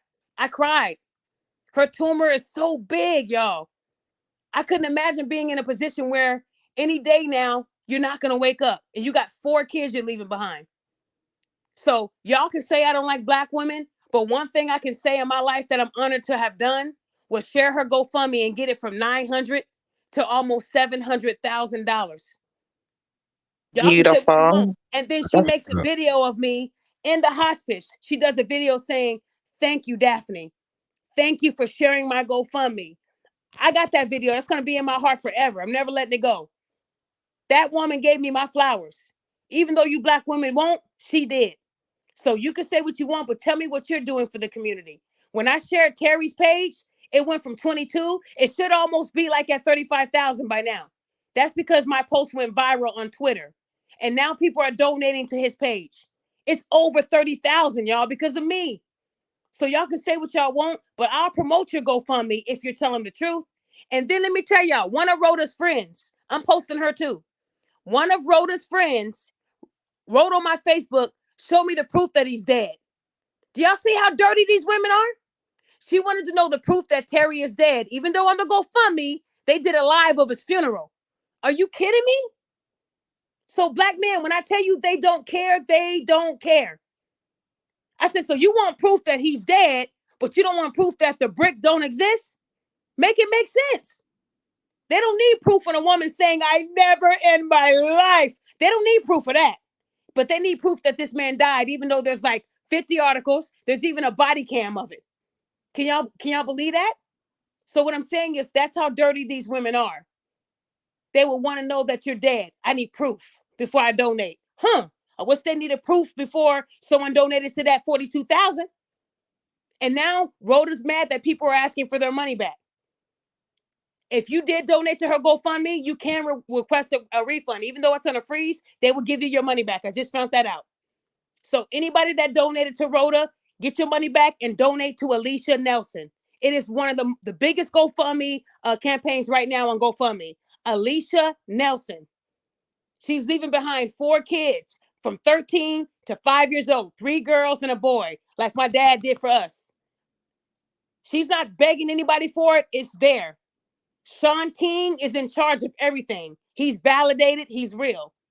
When I shared the story, it got to him, and then he shared it, and it blew up from there. Sometimes it takes someone to get it out there. So y'all can say what you want, but show me what you guys are doing for black women. Since you think I hate them so bad. I don't hate them because I make a joke or hate them because I hold them accountable. That means I love them. A part of loving someone is holding them accountable. And if I slip up, you can hold me accountable. But when you tell a story and you tell it in 20 different ways, it's hard to believe it. That's all I'm saying, guys. My dad always raised me on the facts. So all I'm saying, guys, tonight is that I just hope that those who hate me because I did something to you personally.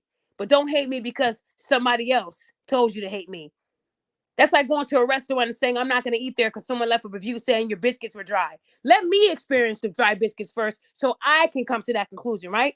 Because, people leave bad reviews because they're mad. Maybe they felt like their bills should have been smaller, or maybe they felt like their service took too long. So they'll say the food was trash. We all know those type of people, right?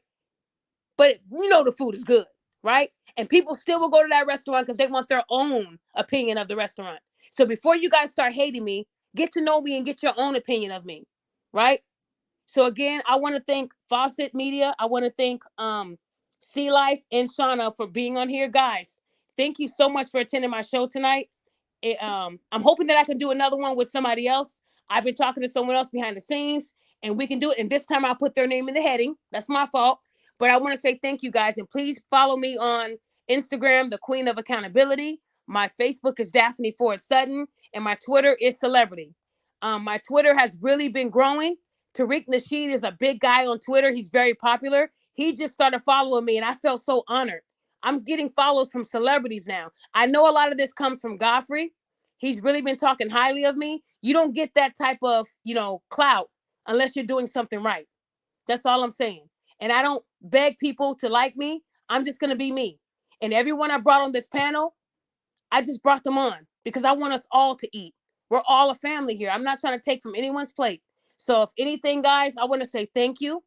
I hope you guys stay strong out there. Please protect yourself and know that I am on this case. I'm not letting this case go until we get to the resolution, and that should be coming in the next couple days. So, guys, with that being said, have a blessed night. I'm going to pray for all of you guys. Hang in there and be strong. I love you guys.